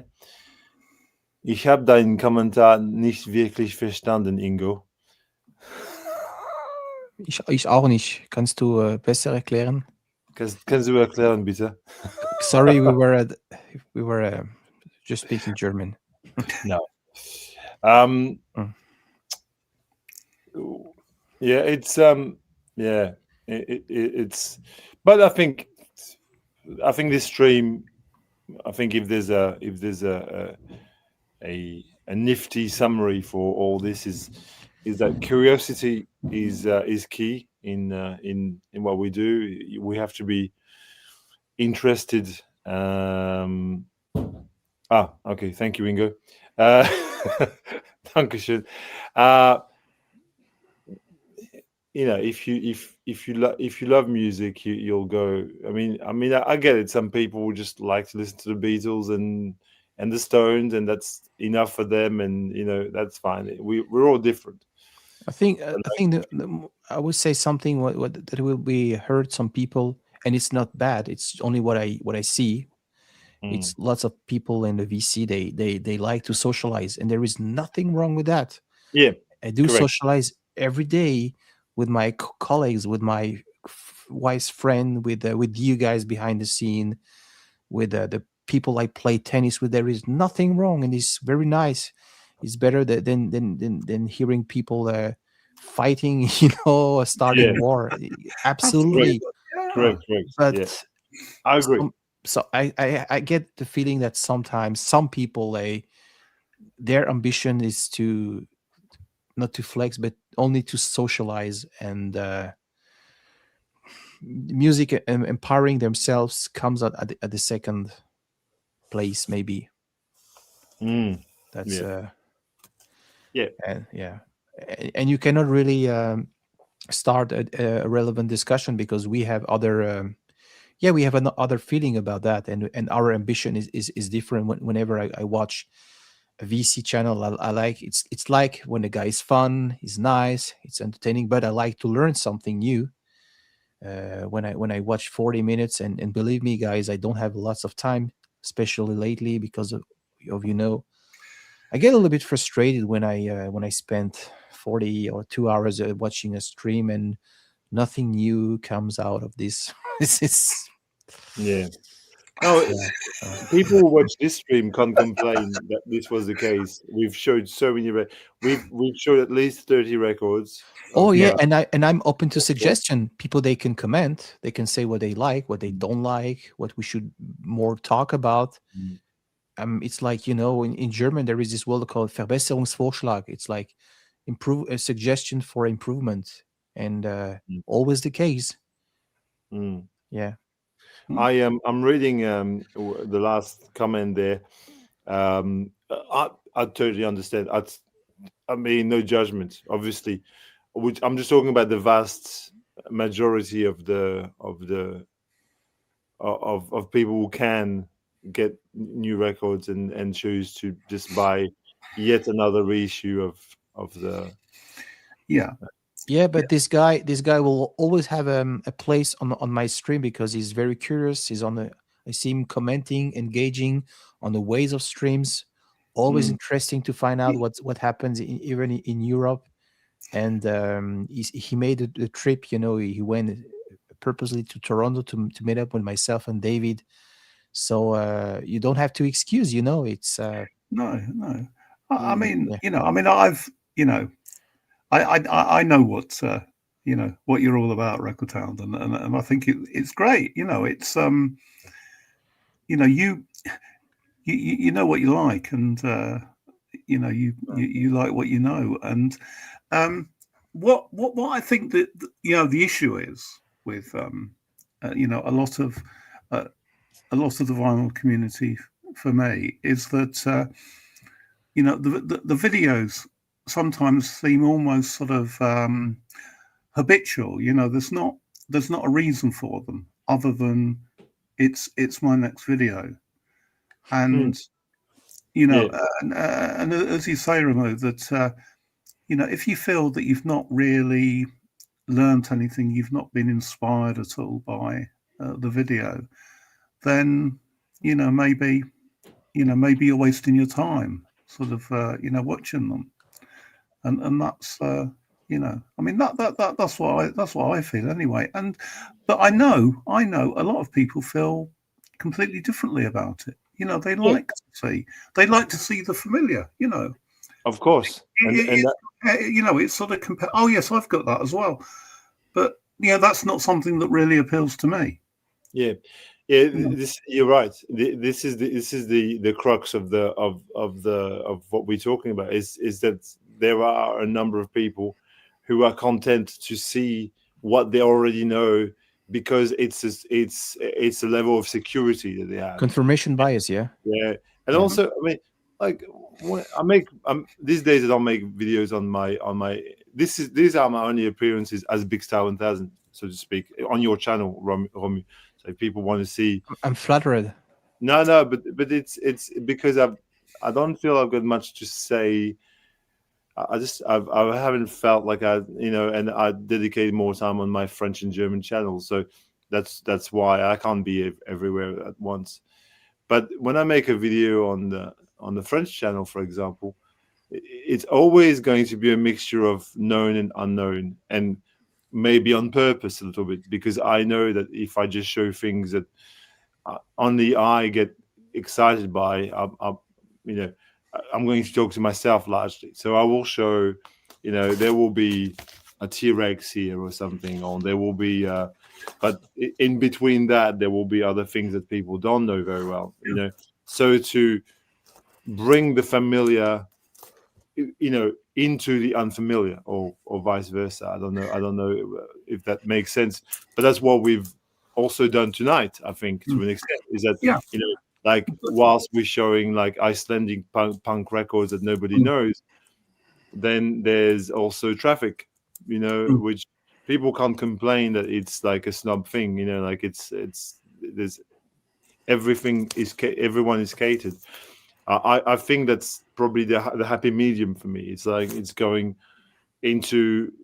I like mainstream music, but not just. I like obscure music, but not just.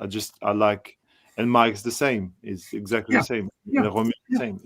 Yeah. So absolutely, and that's that's it. But also, you can often make connections, between the familiar and the unfamiliar. That's right. Yeah. And Making connections that's interesting.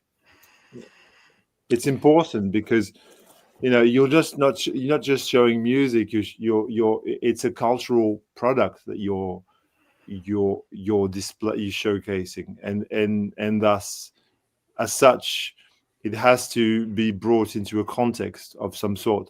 Because just to show a piece of music, a piece of vinyl, just to say, oh, I've got a splatter or whatever, is as far away from my main preoccupation as you can get. That is, for me, as an educator myself, I'm a teacher. If I was just going on screen to say, oh, I've bought this, it's orange, I've got as far away as possible from the idea, the very essence, the nature of, the philosophical essence of the product I'm showcasing. And so Yeah, I we I need to be sure that when I show something and I place it into a context, that it's going to be relevant and useful for people to say, okay, well, this is a mix between, this is kind of like My Bloody Valentine and, whatever, or PG Harvey.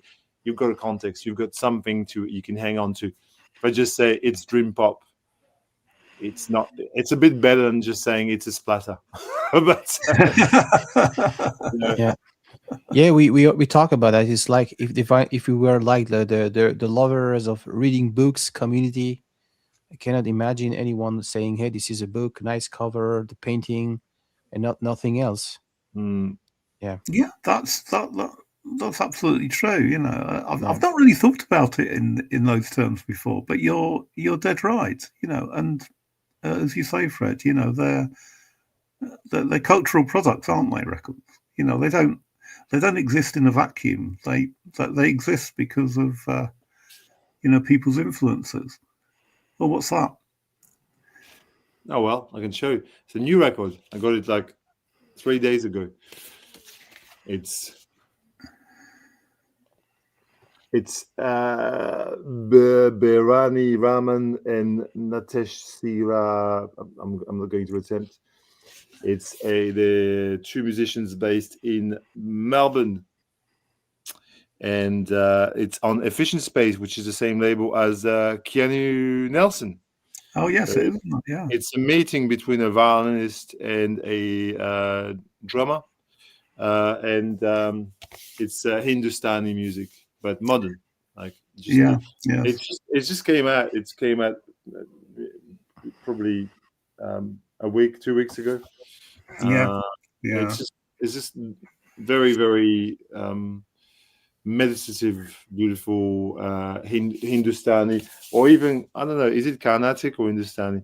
See, there I've lost my argument. I should know what are the instruments? Violin, loops. I think it's Carnatic, actually, not Hindustani. Which, for those of you who don't know the difference, one of them is North Indian classical music, and the other, Carnatic, is South Indian classical music. But it's very much of the same ilk, Yeah. I noticed Mikey Young's name was on the back of that. Yeah, Mikey Young, who was in Eddie Curran's Suppression Ring, which we talked about with Mr. Romu yesterday, because the records have got reissued, and I'm thinking of buying some Christmas presents for Romu. Maybe we'll see. Because he loves I think he liked them. I love those records personally. So yeah. But Mikey Young is the most used engineer in the whole of Australia, bar none. He's on so many records. Oh my God! Like, if you look at his credits, every time I pick up a record, it's engineered by Mikey Young. The guy is just everywhere. Yeah, I did a video about a year ago, and I showed I think about 15 albums, and Mikey Young was on every one of them. Either as a producer or an engineer, or Eddie Curran's Suppression Ring, part of the band. And do you have some Eddie Curran records? Sorry, do you have any Eddie Curran records yourself? I have one, and I can't remember what it's called. Is it Primary Colors? Cover. Primary Colors. Primary Colors. Yeah, Yeah, that's it. Yeah, it's the best record by a long stretch. It's yeah, such a great record. Oh my god, yeah, it's like Television and The Who and Radio Birdman and something like that. Just yeah, rolled into one package. It's very yeah, exciting garage rock. 2007, 8 maybe. Very cool. yeah, yeah. I can tell you, Jack, I have a great relation with some pair of shoes. I can tell you. Yeah, Mm. Yeah, Okay. Yeah. yeah, yeah, yeah. Your relationship to the music and how you feel about it. Yes, and why why is it exciting to buy Carnatic, records from Australia? Why? yeah, I read Ravi Shankar's biography, and it was the most interesting, in-depth.